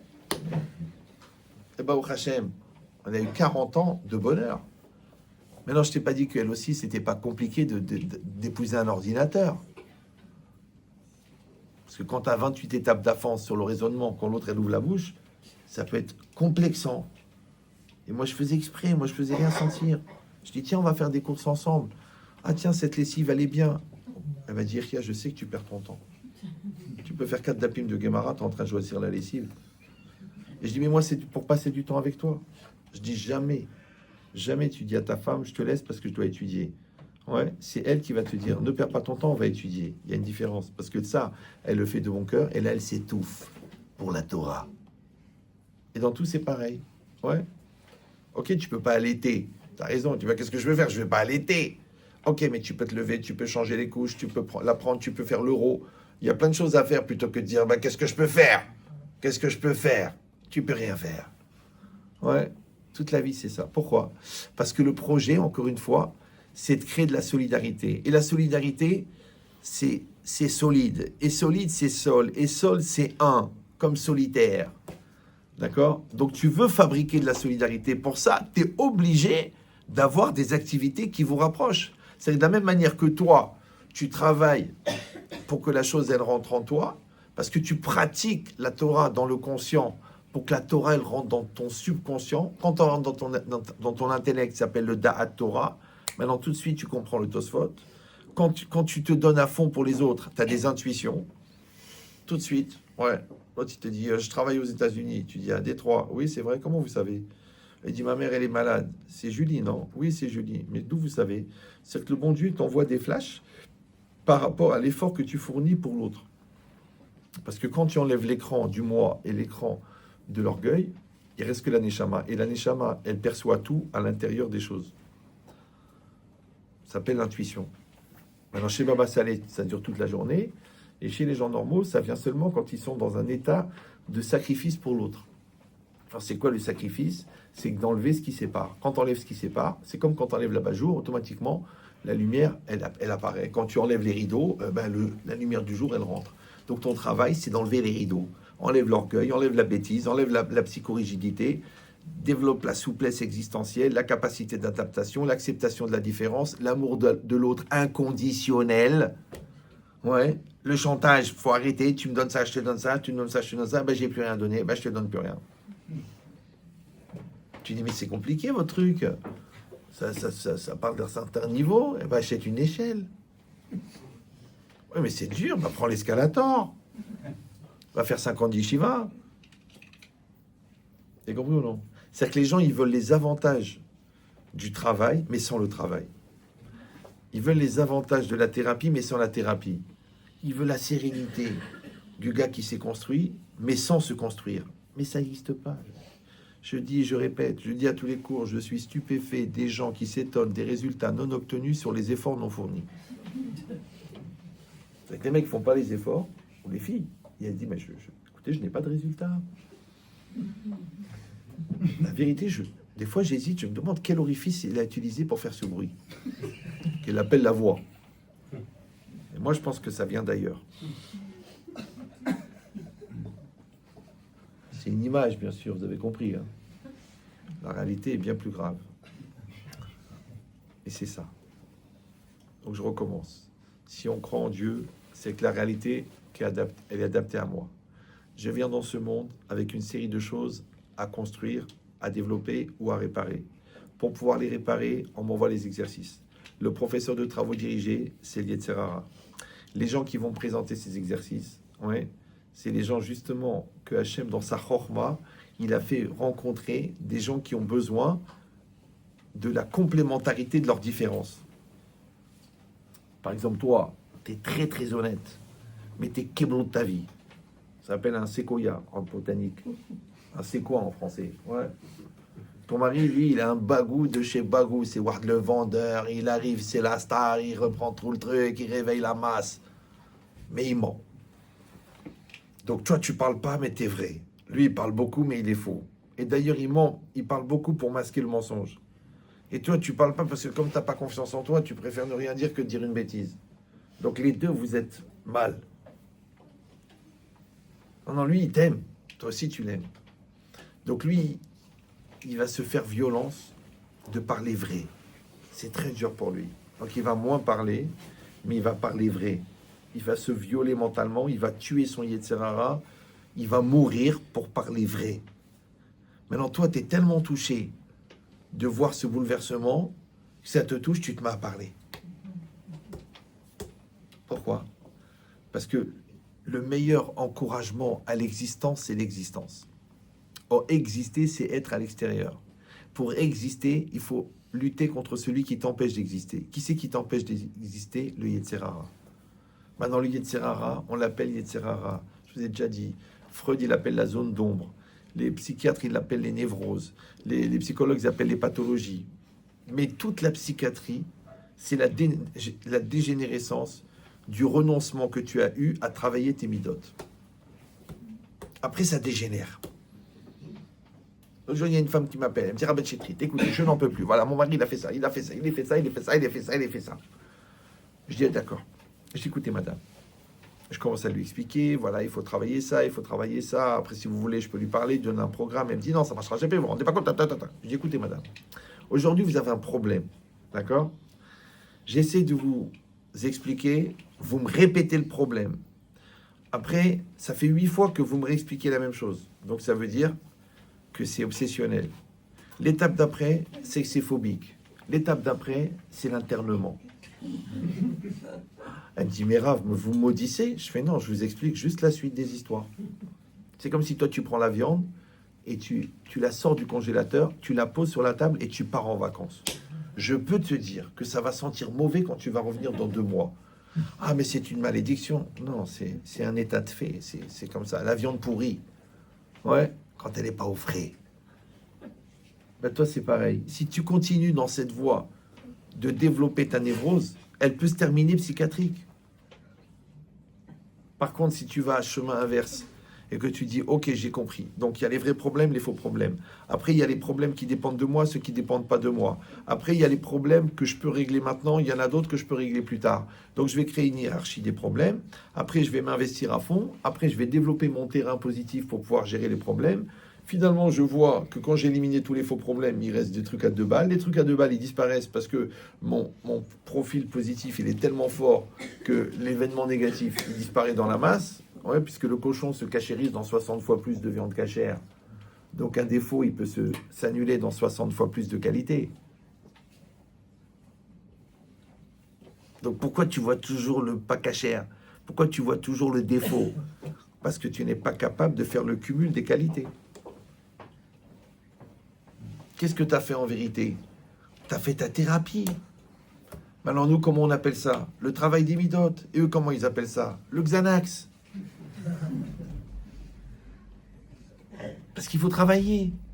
Les gens, ils ne veulent pas travailler. Alors, ils disent, bon, alors je vous donne des médicaments, ça va vous calmer. Mais c'est comme s'il y a une lampe témoin qui s'allume parce qu'il y a le feu dans la grange. Et toi, qu'est-ce que tu fais? T'enlèves l'ampoule. Tu dis, ah, ça va mieux. Oh, j'ai cru qu'il y avait le feu. Il y a le feu, puisque ça clignote. Alors, va, tu éteins le feu. Non, j'éteins pas le feu parce que ça m'angoisse. Alors, je prends un antidépresseur. Mais l'antidépresseur, c'est pour lutter contre la dépression. Ouais. Et la dépression, elle vient de quoi? Elle vient du cumul des pressions. Et le ressenti de la pression, il vient de l'immaturité. Parce que c'est quoi le stress? Le stress, c'est le malaise développé par la différence entre la personne que tu es censé être et la personne que tu es. Donc, si tu as 40 ans physiquement et tu as 16 ans mentalement, C'est normal que les décisions de 40 ans te stressent. Maintenant, qu'est-ce que tu fais toi? Pour enlever le stress, tu prends des médicaments. Mais le problème, il reste le même. Mais il se développe, il se cumule. Après, il touche ton mari, il touche tes enfants, il touche ta belle-mère, il touche ton entourage, il touche tes copines. Et toi, tu continues les cachets. Mais le problème, il ne s'arrête pas parce que tu as pris un cachet. Sinon, il faudrait droguer toute la société. Donc, tu vas dire, tu sais quoi, j'arrête les cachets, je me prends en main, je fais un programme. Je vais chez un psy intelligent qui m'entretient pas ma maladie, qui veut m'en sortir. Je vais chez un coach de vie qui m'apprend à assumer, à grandir. Je prends un programme de Benchetrit qui est gratuit. Ouais, au pire, tu t'améliores. Ouais. Et moi, je le vois, les gens, ils me disent, mais Rav, vous m'avez sauvé la vie. Je dis, mais je n'ai rien fait du tout. Moi, je vous ai donné un programme. C'est vous qui vous êtes sauvé la vie. Parce que j'ai des gens, je leur donne le programme, ils font rien. Ils disent, Rav, j'ai acheté les cours, il ne s'est rien passé. J'ai acheté les livres, mais je ne les ai pas lus. C'est pas des mezouzotes. C'est des livres de travail. Je vous dis que les psys, ils se servent de mes livres pour faire des protocoles de thérapie pour des pathologies lourdes. Le mec, il a acheté 20 euros. Ouais.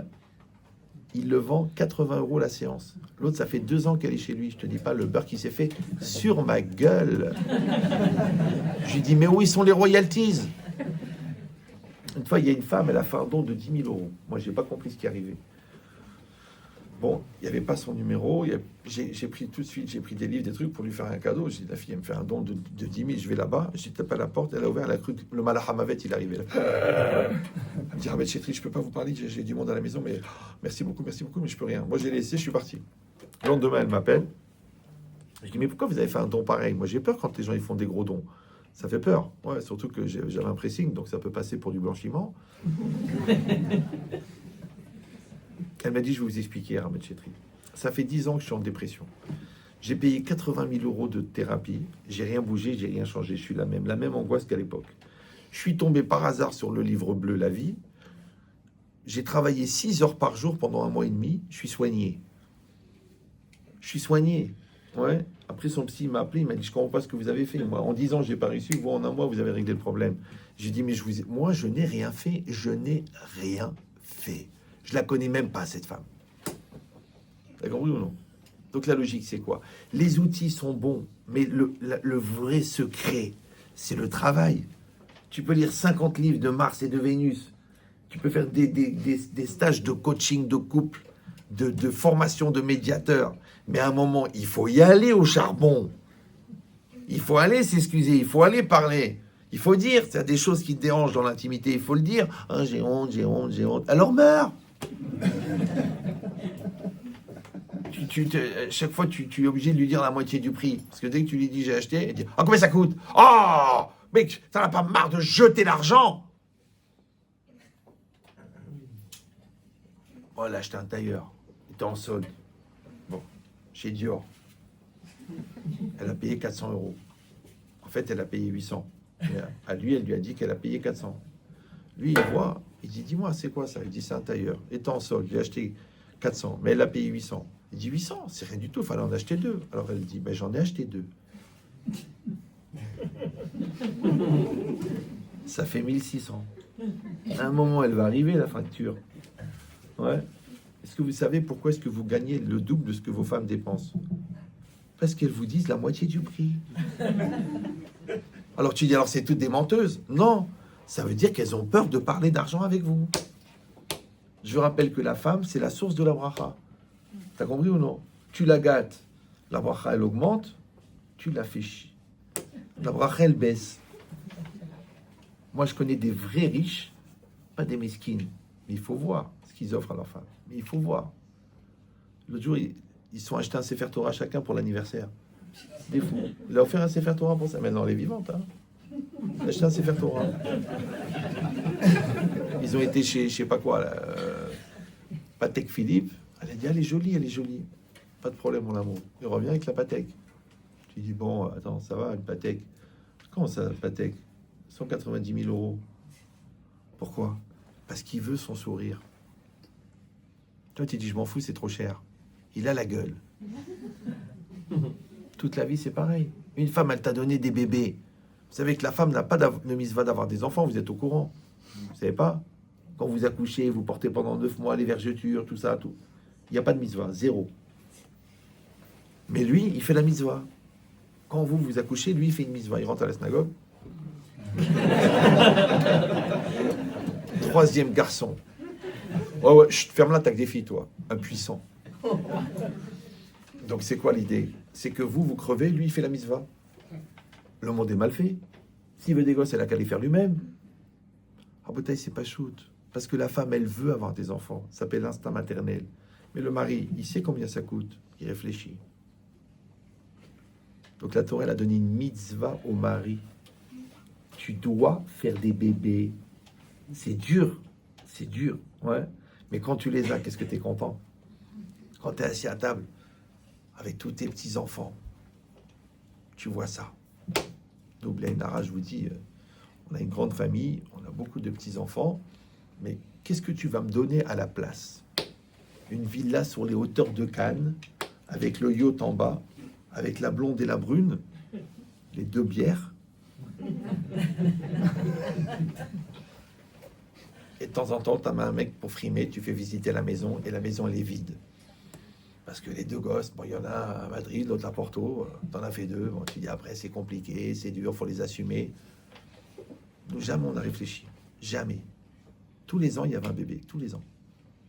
Il y en a même deux qui sont nés en 90. Ils croyaient qu'il y avait une erreur sur le passeport. Un, il est né en janvier, l'autre, il est né en décembre. Les enfants de Rav pareil, il est en janvier. Oh, Hachem. Maintenant, les gens ne comprennent pas. Mais c'est ça la plus grande bracha. Qu'est-ce que tu veux, toi? L'autre, il dit, j'ai 70 appartements. Et alors? De toute façon, on va tous finir dans un studio en longueur. Et celui-là, la location, elle est à vie. Hein.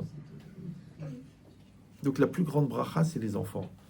La plus grande bracha, c'est d'avoir un conjoint épanoui.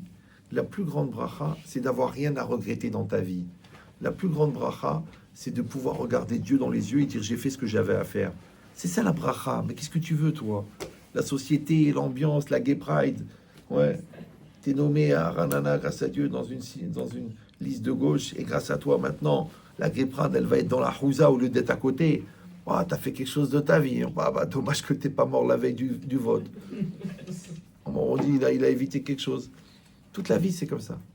Toute la vie, ça va être des occasions d'être meilleur ou d'être des occasions d'être pire. Maintenant, quand toi, t'en es encore à légitimer le fait que t'es pire, comment veux-tu que ça s'arrange? Alors ici, le Rav Dessler, il t'a donné la solution. Ouais, dans la relation avec l'autre, tu regardes l'autre, d'accord, tel que lui se regarde. D'accord? Tu vois que l'autre, il est hypersensible. Tu vois que l'autre, il aime pas ce que t'aimes. C'est comme les intellos, ils offrent des bouquins. Mais l'autre, il en a rien à foutre. Combien il va caler des bibliothèques? Il aime les gâteaux, achète-lui un gâteau. Ouais, il veut une excursion, paye-lui une excursion. Tu dis, mais c'est débile, c'est de l'argent jeté, je lui offre un livre. Mais ce qui est utile pour toi, c'est pas forcément utile pour lui, c'est pas dans sa définition. Moi, j'avais des cousins qui n'étaient pas religieux. Quand je les voyais dans des smartphones, je parlais que du rôle avec eux, que du profane. D'accord? Je dis, voilà, c'est bon, j'ai appris ça, la philosophie, voilà, le truc, l'analyse politique. Je dis, t'as vu un film? Le mec, il a vu le film. Moi, je l'ai pas vu, moi, je lui explique le film. Le mec, il me dit, attends, mais t'es balèze, toi. Il a lu un livre, maintenant, moi, je lui explique le livre. J'ai dit, à peu près, au 3/3, au 2e tiers, c'est là qu'il y a eu le retournement. Il me dit, oui, ah, ouais, t'es fort en analyse de livre. Et tu l'as lu? Je l'ai pas lu. D'accord? C'est que le mec, il voit la chorma de la Torah, mais dans le rôle. Et si je le saoule, voilà, c'est écrit ça, ça se va très... Voilà, c'est ça, c'est ce qu'elle a dit la Torah. Moi, chez Rabbeinu. Du coup, qu'est-ce qui se passait? Moi, je leur donnais du profane. Eux, ils voulaient que du Kodesh. Il m'a dit, dis-moi un truc de la Gemara, dis-moi un truc de Rav Dessler. Parce que moi, le mec, il est agrégé de philo. Je lui dis une phrase de Rav Dessler, il avait la tête pendant une semaine. Il me dit, attends, ça sort d'où ton truc, là? Ou alors le pire, il me dit, écoute, j'ai plein de copains non-juifs qui me disent, comment ça se fait que t'es juif et t'écoutes pas Menchetrit? Vous avez compris ou non? On est chez les fous, le monde à l'envers. Ouais. C'est-à-dire que, c'est marqué dans le Zohar, les juifs qui sont tellement assimilés qu'ils ne veulent pas écouter les rabbins, Hachem, il est obligé de leur envoyer des goïms pour faire teshuva. Et le gars, il est dit, mais enfin, écoute. Ouais, ils me disent, là, l'autre jour, il y a un gars, il a une perquisition. Le juge d'instruction, il prend son téléphone pour regarder dedans. Il voit ma tête. Il dit, mais vous connaissez ce monsieur? L'autre, il dit, bah oui, je suis un élève à lui, j'écoute ses cours. Il dit, ah bon, parce que moi, je l'adore. Le juge, maintenant. L'autre, il travaille chez France Télécom ou je sais pas quoi. Il a mon livre à moi. Maintenant, il l'a mis à l'envers, genre pour pas faire remarquer. Mais au dos, il y a ma photo. Maintenant, c'est open space. Il y en a un qui s'arrête, il dit, tu le connais, le monsieur de la photo, là? Il dit, bah oui, je vais à des cours à lui.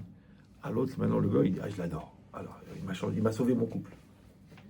Il y a un deuxième qui vient, un troisième. À un moment-là, ils étaient 40 autour. Toutes les 40 gars qui suivent les cours. Podcast et trucs, et Spotify, et dans la rue. Moi, dans la rue, il me montre. Il me dit, regardez, je suis en train de vous écouter dans le TGV, dans l'avion. Des fois, j'ai peur que le pilote, il sorte pour... Mais ce que je veux vous dire, c'est pas que je suis une star. C'est pour vous dire que si un gars, il est touché, comment ça se fait qu'il y a beaucoup de juifs que ça touche pas? Je t'explique pourquoi. Parce que le juif, il a la mitzvah d'étudier la Torah, donc il a le Yetzer Hara de ne pas étudier.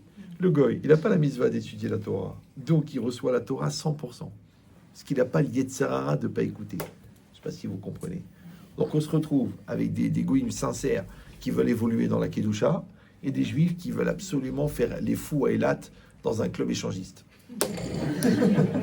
Et pour eux, c'est le top de l'évolution. Moi, ils me le disent à moi. Une fois, j'étais, je ne veux pas dire une ville américaine, et je devais faire une conférence chez une très très belle maison, la classe. Là. Et je vois plein de... Dans l'entrée, il y avait un bac avec plein de clés de voiture, mais plein. Je dis, mais le mec, combien il a des Aston Martin, des Cadillac, comment c'est possible? Alors la femme, elle me dit, non, parce qu'en fait, ce soir, on a une soirée échangiste chez les Juifs. Hein. Et chacun met sa clé, et puis le soir, chacun prend une clé au hasard, et puis tu vas avec le mec que tu as pris la clé. Je dis, moi, je croyais que le Gaïnam était dans un autre monde. Je dis, vous êtes fiers d'accueillir ça chez vous? Elle m'a dit, écoutez, je dis, mais il faut enlever les mésouzotes. Elle me dit, pourquoi? C'est Baba Afrique qui les a mis. C'est des gros donateurs. Le Rav, il leur a offert des mésouzotes. Les mecs, ils font des soirées échangistes chez eux. Ma parole, je voulais offrir un tabouret, une corde. J'ai dit, on va gagner du temps. Pourquoi attendre le cancer? Autant faire ça soi-même. Tu dis, mais c'est absurde de suicider. J'ai déjà dit que le suicide n'est pas considéré comme une faute quand la personne elle est déjà morte. Tu prends un cadavre, tu le pends. C'est pas un meurtre puisqu'il est déjà mort. Toi, tu organises chez toi des soirées échangistes et t'espères d'aller au monde futur. Bon, je prends des exemples qui sont gros. Ouais, je reconnais. Mais vous ferez les nuances. Mais l'idée, c'est ça. C'est que chacun, il va avoir une confrontation. Elle est venue chez elle, on lui a proposé ça. Elle aurait pu dire non, il a dit oui. L'autre, il a rendez-vous avec un très gros client pour faire toute sa communication. C'est les charcuteries du port, ça s'appelle comme ça, les charcuteries du port. Et comme c'est une entreprise de famille, c'est le patron, Jean-Michel Duport, qui le reçoit. D'accord? Maintenant, c'est un très très gros contrat de publicité, à peu près 6 millions d'euros, et lui, il est commissionné à 10%. Donc il a 600 000 euros s'il arrive à faire signer Jean-Michel Duport pour le contrat. Manque de peau, il s'appelle Cohen. Donc Jean-Michel, un peu vicieux, ouais, il dit, Catherine, amenez-nous une assiette d'échantillons. Monsieur Cohen, j'arrive pas à comprendre. Vous mangez cachère? Il dit, oui, je m'appelle Cohen. Comment allez-vous représenter nos produits si vous les mangez pas? Donc, s'il vous plaît, faites une dégustation. Donc, le mec, il regarde le cochon. Jean-Michel Duport. Et le mec, il a vraiment la gueule. Il voudrait lui dire, il n'y a que derrière. Non. Bon. D'un côté, il dit, mais chas shalom, je ne vais pas manger du cochon. Après, il dit quand même 600 000 euros de commission. Après, il dit, oui, mais c'est assourd. Mon père, il était grand rabbin là-bas à Meknes. D'un autre côté, si je mange moins d'un kazaït, sans bracha, je mets dans un coin de la bouche, je l'avale pas. Et puis à la fin, la mort dans l'âme. Il dit, je m'en fous, je perds les 600 000, monsieur Duport, je ne mangerai pas. Voilà. Je ne peux pas. J'ai une conscience, j'ai la crainte de Dieu. Comme vous dites avec votre beau-frère, j'ai khafallah, C'est ceux-là, toujours les purs bretons qui s'attrapent, Ahmed. Ouais. Et le mec, il me regarde, il me dit, Monsieur Cohen, vous avez été prêt à perdre 600 000 euros, vous êtes un homme de parole, je vais signer avec vous, parce que vous avez des valeurs. Mais c'était une épreuve. Vous me suivez ou non? Toute la vie, il y a des épreuves. Il y en a, il était à Shanghai. Il est fatigué, son collègue, il a dit, viens, on va boire un verre. Sa femme, ça fait 4 mois qu'elle est nida après l'accouchement. Lui, ça fait 4 mois qu'il a la robinetterie au repos. Et au bar, il y a une blonde, un avion de chasse. Elle est tellement belle, il se demande si c'est pas un homme. D'accord? Bon. Et elle n'arrête pas de le regarder. Et lui, le mec, il a jamais eu de succès. Même sa femme, il l'a épousé parce qu'elle était myope. Ouais. Et la femme, elle le regarde. Elle lui sourit. Elle lui fait des regards aguicheurs. Et elle lui fait un clin d'œil. Tac, tac. Le mec, il est là. Il regarde là. Peut-être que c'est pas pour moi. Il n'arrive pas à comprendre. C'est la première fois de sa vie que ça lui arrive. Et toujours pareil. Il a le dilemme à l'intérieur, c'est assourd, j'ai fait le Dafayomi ce matin, et d'un autre côté, un truc pareil, ça n'arrive qu'une fois. Un avion de chasse en recherche de porte-avions. Si je l'empêche d'atterrir, elle va tomber dans la mer. Limite, c'est une mitzvah. Et là, il en peut plus, il dit, je m'en fous. Allez, tac, il se lève, il s'approche d'elle pour lui faire une proposition. Et c'est là qu'il se rend compte qu'elle est aveugle et qu'elle a un tic. Il va se rasseoir, la queue entre les jambes, comme on dit. Et là, il se met à pleurer. Il a dit, j'étais prêt à fauter. J'étais prêt à fauter. J'ai une femme qui m'attend. Elle est avec les 6 enfants. On vient d'avoir des jumeaux. Elle a donné sa vie pour moi. Elle m'a accompagné pendant mes études. Elle m'a aidé à faire carrière. Et moi, je l'allais la tromper juste pour des pamplemousses qui sont originaux. En fin de compte, c'est ça, non? Les gens disent non, c'est autre chose, il y a un truc qui passe entre nous. En plus, c'est des faux. Même son médecin l'appelle Silicon Valley tellement. En bataille, c'est pas shoot. Que chacun, il va avoir l'épreuve par rapport à ses manques. Parce que le Yetzara, il s'appelle Chasser. Le Yetzara, il s'appelle manque.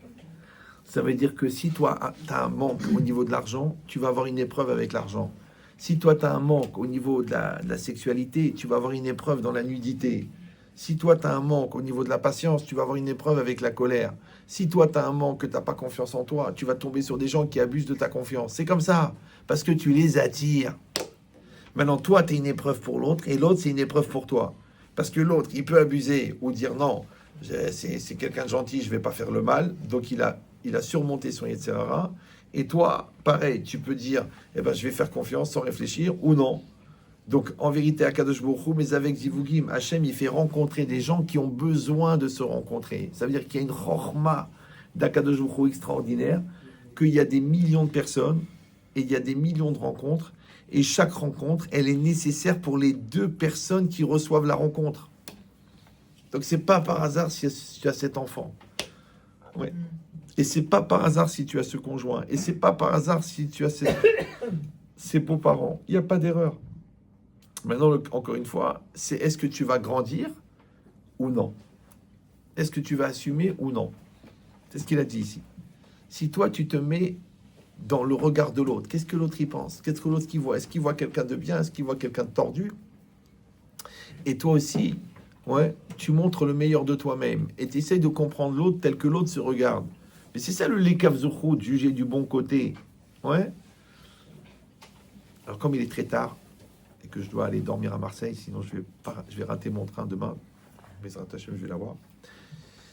Je vous donne un dernier élément, après je vous laisse tranquille. Parce que là, on en a fait 4, donc on est au 5e élément en fait. Bon, aucune réaction. Écoutez bien. Un gars, il vient chez moi, il me dit Ben Chétrit, qu'est-ce que je dois faire? J'ai plus de sentiments. Je l'aime plus. Je ressens plus rien. On dirait un meuble. Déjà qu'elle n'est pas commode. Alors qu'est-ce que je dois faire? Est-ce que je dois sacrifier le reste de ma vie? J'ai pas droit au bonheur. J'ai pas droit à la passion. Parce qu'il n'y a plus rien. Je dis ok.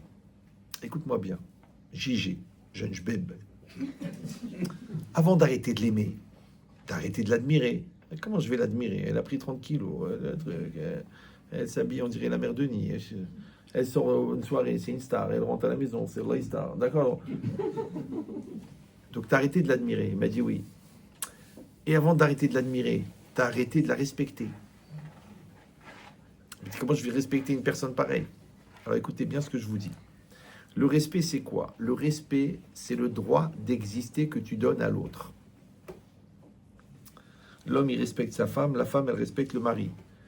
Les enfants, ils respectent les parents. Les parents, ils respectent les enfants. Le juif, il respecte Dieu. Dieu le respecte. Vous avez compris ou non? Le respect, c'est le droit d'exister. C'est une définition. D'accord? Maintenant, écoutez bien. Quand tu respectes quelqu'un, donc ça veut dire que dans notre rapport de coexistence, je te donne une priorité existentielle.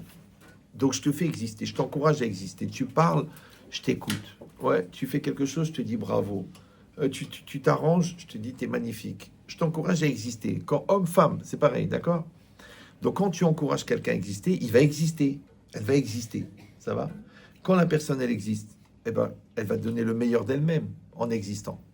Quand tu vois le meilleur de l'autre en évolution perpétuelle, bah tu admires. Tu dis, mais attends, mais j'ai une femme de folie, mais j'ai un mari de folie. Ouais. Et quand tu admires, tu t'identifies à la personne que tu admires. Et ça crée quoi? Ça crée l'union. Et l'union, c'est un. Et un, c'est Echad en hébreu. Et Echad, c'est la valeur numérique de Ahava. Et Ahava, c'est l'amour. Donc ça veut dire que le cycle, le process, c'est je respecte, j'admire, j'aime. Donc toi, tu as fait l'inverse. Tu as arrêté d'admirer, tu as arrêté de respecter. Donc l'amour s'est éteint. Alors il me dit, alors quoi? Alors quoi, je divorce plus? Je fais, non, tu peux pas divorcer. Il m'a dit, pourquoi? Je dis, parce qu'il faudrait que tu te maries d'abord. Vous n'êtes pas mariés. Tu t'es marié comme un égoïste, tu as vécu comme un égoïste, et tu es déçu comme un égoïste. Donc jamais tu t'es marié. Donc il faut se marier. Mariez-vous. Mariez-vous. Alors comment on sait qu'on est marié? Quand on change pour l'autre. Je vous ai donné des exemples où moi j'ai changé pour ma femme. Mais j'ai changé sur 1 million de choses. Ouais. Elle aussi, elle a changé sur 1 million de choses. On était comme ça. D'accord? Alors j'ai pas compris pourquoi elle est partie, parce qu'on était sûr que on allait partir ensemble. Et ce qui est marrant, c'est qu'elle me disait toujours, ah moi je pars avant, hein. Moi je pourrais pas vivre ta disparition. Elle est partie avant. Vous avez compris ou non? L'amour jusqu'à l'abnégation totale. C'est falaise. Ouais. Alors que les gens, ils disent, attends, bon, s'il y en a un qui part devant, tu me préviens, tu me laisses un numéro. C'est compliqué, ils font pas des cercueils à deux. Enfin, c'est compliqué. Ouais. Donc, vous avez compris que c'est un process. Et ce process, il s'arrête jamais. Ouais. Parce que là, tu crées le lien dans la communication. Là, tu crées le lien dans la solidarité. Là, tu crées le lien dans l'éducation. Là, tu crées le lien. Toute la vie, on fabrique du lien. Et le lien, on a dit que c'est Echad. Le contraire de Echad, c'est Shnaim. Et Shnaim, en phonétique, ça ressemble à Sonim. Et Sonim, c'est les ennemis. Donc, la Torah, elle t'explique que aimer, c'est faire un, et haïr, c'est faire deux. Alors, de la manière que tu dois faire un avec ton conjoint, et c'est ça toute la notion du couple, tu dois faire un avec tes enfants, et ça, c'est toute la notion de l'éducation. Tu dois faire un avec toi-même, ça s'appelle l'équilibre psychologique, être soi-même. Et tu dois faire un avec Dieu, et ça, c'est toute la religion. C'est ça, les Shem Yichud. Tu mets les tefilines, les Shem Yichud, Kutcha Berichou. Tu fais Mincha, les Shem Yichud. Dis-moi, un jour, à force de faire les Shem Yichud, tu t'es pas demandé ça veut dire quoi au nom de l'unité, au nom de l'union. Mais quelle union? De quoi? Parce que le projet du Yetzirah, c'est de te séparer de Dieu. Le projet de la mitzvah, c'est de te rapprocher de Dieu. Maintenant, quand on va mourir à 120 ans, notre neshama, elle va retourner à Dieu. Le corps, il va rester sur terre. La question, c'est est-ce que le nefesh, le psychique, le moi, il va rester sur terre parce que tu étais un consommateur, ou alors il va aller avec les neshamot. Vous ferez attention la prochaine fois. Vous savez, quand on fait Shirachirim, ouais. Après, on fait un Yiratson, Ribono Shel Olam. Regardez bien là-bas, c'est marqué Olam Aneshamot, Olam Anefashot. Le monde des âmes, le monde du Nefesh. Mais je comprends pas. Le nefesh, c'est le moi, c'est le psychique. Qui c'est qui va là-bas? C'est le monde, c'est la neshama. Mais non, tout le challenge, c'est que ton moi psychique, il devient éternel. Ta personne, elle devient éternelle. Parce que la neshama, elle rejoint Dieu, c'est évident, parce que c'est une partie de Dieu. C'est comme si les poussières de métal, elles retournent à l'aimant. C'est normal, c'est fait de la même matière. Le corps, il va rester sur terre, à part quelques exceptions des tzadikim, que leur corps, il est monté avec eux dans le ciel. La question, c'est est-ce que le moi, il va rester ici ou non? Eh ben, c'est très simple, c'est un curseur. Si ton moi, il était toute la journée orienté sur la matérialité, ça j'appelle un consommateur, ouais, donc il va rester avec la matière. Si ton moi, il était orienté sur la spiritualité, parce que c'est ça qui t'intéresse, ouais, toi tu aimes la Torah, tu aimes la Mitzvah, tu aimes la Teshuvah, tu aimes les Chachamim, donc c'est ça qui t'intéresse. Donc automatiquement, tu vas aller au monde où il y a ces gens-là. Maintenant, tu peux pas dire, oui, mais j'adore la plage mixte, mais je voudrais bien aller au monde futur. À un moment, faut être sérieux, faut être un peu logique. Ouais, c'est comme si tu dis, j'espère devenir Bocuse, mais je supporte pas la cuisson de la viande. Tu vas pas devenir Bocuse, même si tu as un très Bocuse. Ça marchera pas. C'est normal. L'autre, il va être chirurgien, il supporte pas le sang. Bon, bah, t'as qu'à opérer des cadavres, qu'est-ce que je te dis? Ouais. C'est incompatible. Donc, en fait, on passe notre vie à être compatible à notre judaïsme. Alors, encore une fois, je peux comprendre que des fois, on est tellement pris par l'Yetzirah, par la culture, par l'ambiance, on est tellement pathos que on n'est pas attiré. Je comprends, ouais. Mais vous voyez, je donne toujours le même exemple. Un jour, tu sors de chez toi et puis tu vois des éclats de pare-brise par terre. Et tu dis, ah, ils ont encore cassé. Ils ont encore cassé un autoradio, mais ah, c'est quoi cette rue-là? C'est quoi cette France? Vraiment, c'est nul. Et puis, il y a un petit vieux qui arrive. Mais il est rabougré comme ça. Il est bridé, khladé, bladé, chladé, flétri. Il dit, bonjour, monsieur. Bon, tu dis, oui, bonjour. Excusez-moi, monsieur, si c'est à vous les éclats de pare-brise? Qui dit, ben non, c'est pas à moi. J'ai rien à foutre des éclats de pare-brise. Ouais. Il dit, ça vous dérange pas si je les prends? L'autre, il dit, mais écoutez, il croit, moi, le mec, il doit être Alzheimer. Il est en train de ramasser des éclats de pare-brise. Il se baisse, il sort une pince à épiler, un mouchoir, il les ramasse un par un. Ça prend une demi-heure. À la fin, le mec, il a tellement de la peine, il dit, bon, il est dans sa folie, je vais l'aider. Et il l'aide à ramasser les éclats de pare-brise. Comme ça, le mec, il va se barrer, et lui pourra rentrer dans sa voiture et démarrer. Et puis au bout d'un moment, il dit, écoutez, je vais pas mourir idiot. J'ai juste une question, monsieur. Vous êtes un peu cinglé de ramasser les éclats de pare-brise. Il a dit, je vous explique. Moi, monsieur, j'étais comment ça s'appelle diamantaire, ouais, pendant 50 ans. Et en fait, c'est pas des éclats de pare-brise, c'est des diamants bruts. Et il y en a à peu près pour 600 carats, c'est-à-dire à peu près 22 millions d'euros. Il a dit, mais je les ai vus le premier. Il dit, mais je vous ai demandé, monsieur, c'est à vous, vous m'avez dit non. Après, il dit, mais je vous ai aidé à ramasser, on fait au moins 50-50. Il dit, mais moi, je vous ai rien demandé. Donc, le mec, il va partir avec 22 millions et moi, je vais rester comme un choual avec ma Twingo. Eh oui, ça s'appelle le prix des études. Faut payer pour apprendre. À Botaï, la Torah, c'est des diamants bruts. Nos conjoints, c'est des diamants bruts. Nos enfants, c'est des diamants bruts. La vie, c'est que des diamants bruts. Si tu es malin, tu tailles les diamants. Tu apprends la valeur des choses. Tu étudies beaucoup la Torah pour comprendre ce qui t'arrive. Sinon, bon, ils sont déjà 7 milliards. Tu peux rajouter un pathos de plus. Mais c'est dommage. Parce que le bon Dieu t'a fait naître dans une famille juive, ouais, où il y a de la Torah, où il y a des tzadikim, il y a des rabbins, il y a l'amour d'Israël. Et toi, tu fais pas Shabbat. Tu te rends compte que les mecs, ils ont fait 40 ans de goulag parce qu'ils étaient chômeurs Shabbat. L'autre les a brûlés vifs parce qu'ils achetaient des matzot avant Pessah. L'autre, on les a torturés parce qu'on les a vus manger cachère. Les femmes, on leur a coupé les bras parce qu'elles allaient au mikvé. Et toi, tu vas pas au mikvé, mais tu as peur d'attraper une mycose. Mais toi-même, tu es une mycose. Comment une mycose, elle attrape une mycose? Ça fait 3500 ans que les femmes juives, elles vont au mikvé. Maintenant, on te fait un mikvé de malade mental. Et toi, tu dis, non, mais je viens de refaire la salle de bain à 50 000 euros.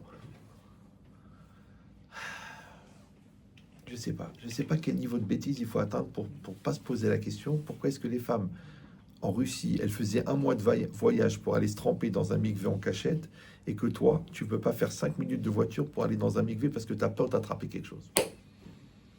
Je pense qu'il faut que tu fasses un test de judéité. Donc vous avez compris. Tout ça, ce ne sont pas des épreuves, ce sont des opportunités. Donc soyez malins, soyons malins. Ouais, parce que c'est ça le bonheur. Le bonheur, c'est d'être à la bonne heure. Et l'heure, c'est le temps. Et le temps, c'est le présent. Et le présent, c'est le OV. Et le OV, c'est les 3 lettres qui forment la racine du nom de Dieu. C'est-à-dire que quand tu vis avec ton présent, en fait, tu vis avec Dieu. Maintenant, tu peux être à côté de la plaque, tu peux être à côté de ta vie, tu peux être à côté de ton couple, c'est pas grave. Je vous dis, moi, la vérité, moi, ça me fait travailler. Mais moi, j'aimerais mieux qu'il n'y a plus besoin de travail parce que vous avez fait tellement de travail que Mashiach, il est venu. Donc, je vous souhaite du bonheur. Vous avez écouté plus que presque 2 heures. C'est qu'il y en a qui doivent prier pour que je disparaisse. Bon, avant que vous partiez, je suis venu avec des livres. Je ne vais pas les ramener. La vérité, ils sont trop lourds. S'il y en a un qui veut tout acheter, les offrir à ses copains. Celui-là, c'est le livre qu'on a fait sur la femme, sur ma femme, sur la vie de ma femme et ses enseignements. C'est une bombe atomique. À la limite, je suis jaloux. Je me dis, Esther, elle a grandi chez Ahashverosh et moi, la mienne, elle a grandi chez moi. C'est un phénomène. Il est extraordinaire. D'accord? Je vous le conseille. Il coûte 26 € parce qu'on est en train d'écrire un Sefer Torah pour elle. Celui qui le veut. Sinon, vous l'achetez à vos femmes ou à vos mères, c'est pas grave. Celui-là, c'est un livre de travail sur soi. Très, très bon outil. D'accord? Les psychologues, ils s'en servent à la place des antidépresseurs. C'est celui-là que je vous ai dit, la femme, elle l'a lu pendant 1 mois. Elle avait fait 10 ans de thérapie. D'accord? Maintenant, étant donné qu'il est très, très dense, donc, avec Madame Adida, on a écrit celui-là. Celui-là, c'est un livre méthode. C'est-à-dire que vous lisez un chapitre ici, dans celui-là, et après, regardez, c'est expliqué avec des schémas. On l'a fait pour des débiles, donc des gens normaux. Non, je rigole. Donc, et là, vous voyez, il y a de l'espace pour répondre à des questions. Les questions, ils vous permettent en même temps de vérifier que vous avez compris, et d'un autre côté, ils vous permettent d'intégrer ce que vous avez appris. D'accord? Là aussi, il y a à peu près 2 ans de thérapie à l'intérieur. Je sais que c'est 20 € et que vous préférez payer 80 € la séance pour terminer dans le même état que vous avez commencé. Mais c'est pas grave, au moins le psy il a payé sa piscine. Et le 3e, enfin le 4e, c'est celui-là. Ouais, si vous n'avez pas tous l'occasion de faire 15 ans de yeshiva et de kollel, parce que là c'est minimum 15 ans, donc sur des notions beaucoup plus religieuses, comme les différents noms de Dieu, le temps, Mida Genegen Mida, la providence, ouais, des choses très très abstraites, très compliquées dans la religion, et en plus c'est expliqué en français. Donc vous avez ce livre-là. Ça va, vous avez compris? Maintenant, ces 3-là, ils coûtent 20 €. Ne commencez pas à discuter le prix, sinon vous pouvez les acheter sur mon site, et là ça coûtera 32 avec le port. Et celui-là, il coûte 26. D'accord? Et vous pouvez payer aussi par Revolut, mais surtout ne me laissez pas ramener la valise. Vous avez compris ce que je dis ou non? Enfin, la valise, je la garde, c'est une DLC, vous rigolez. Ouais. Mais les livres, vous les prenez. Et en plus de ça, je peux écrire une bracha à l'intérieur du livre et il n'y a pas de supplément.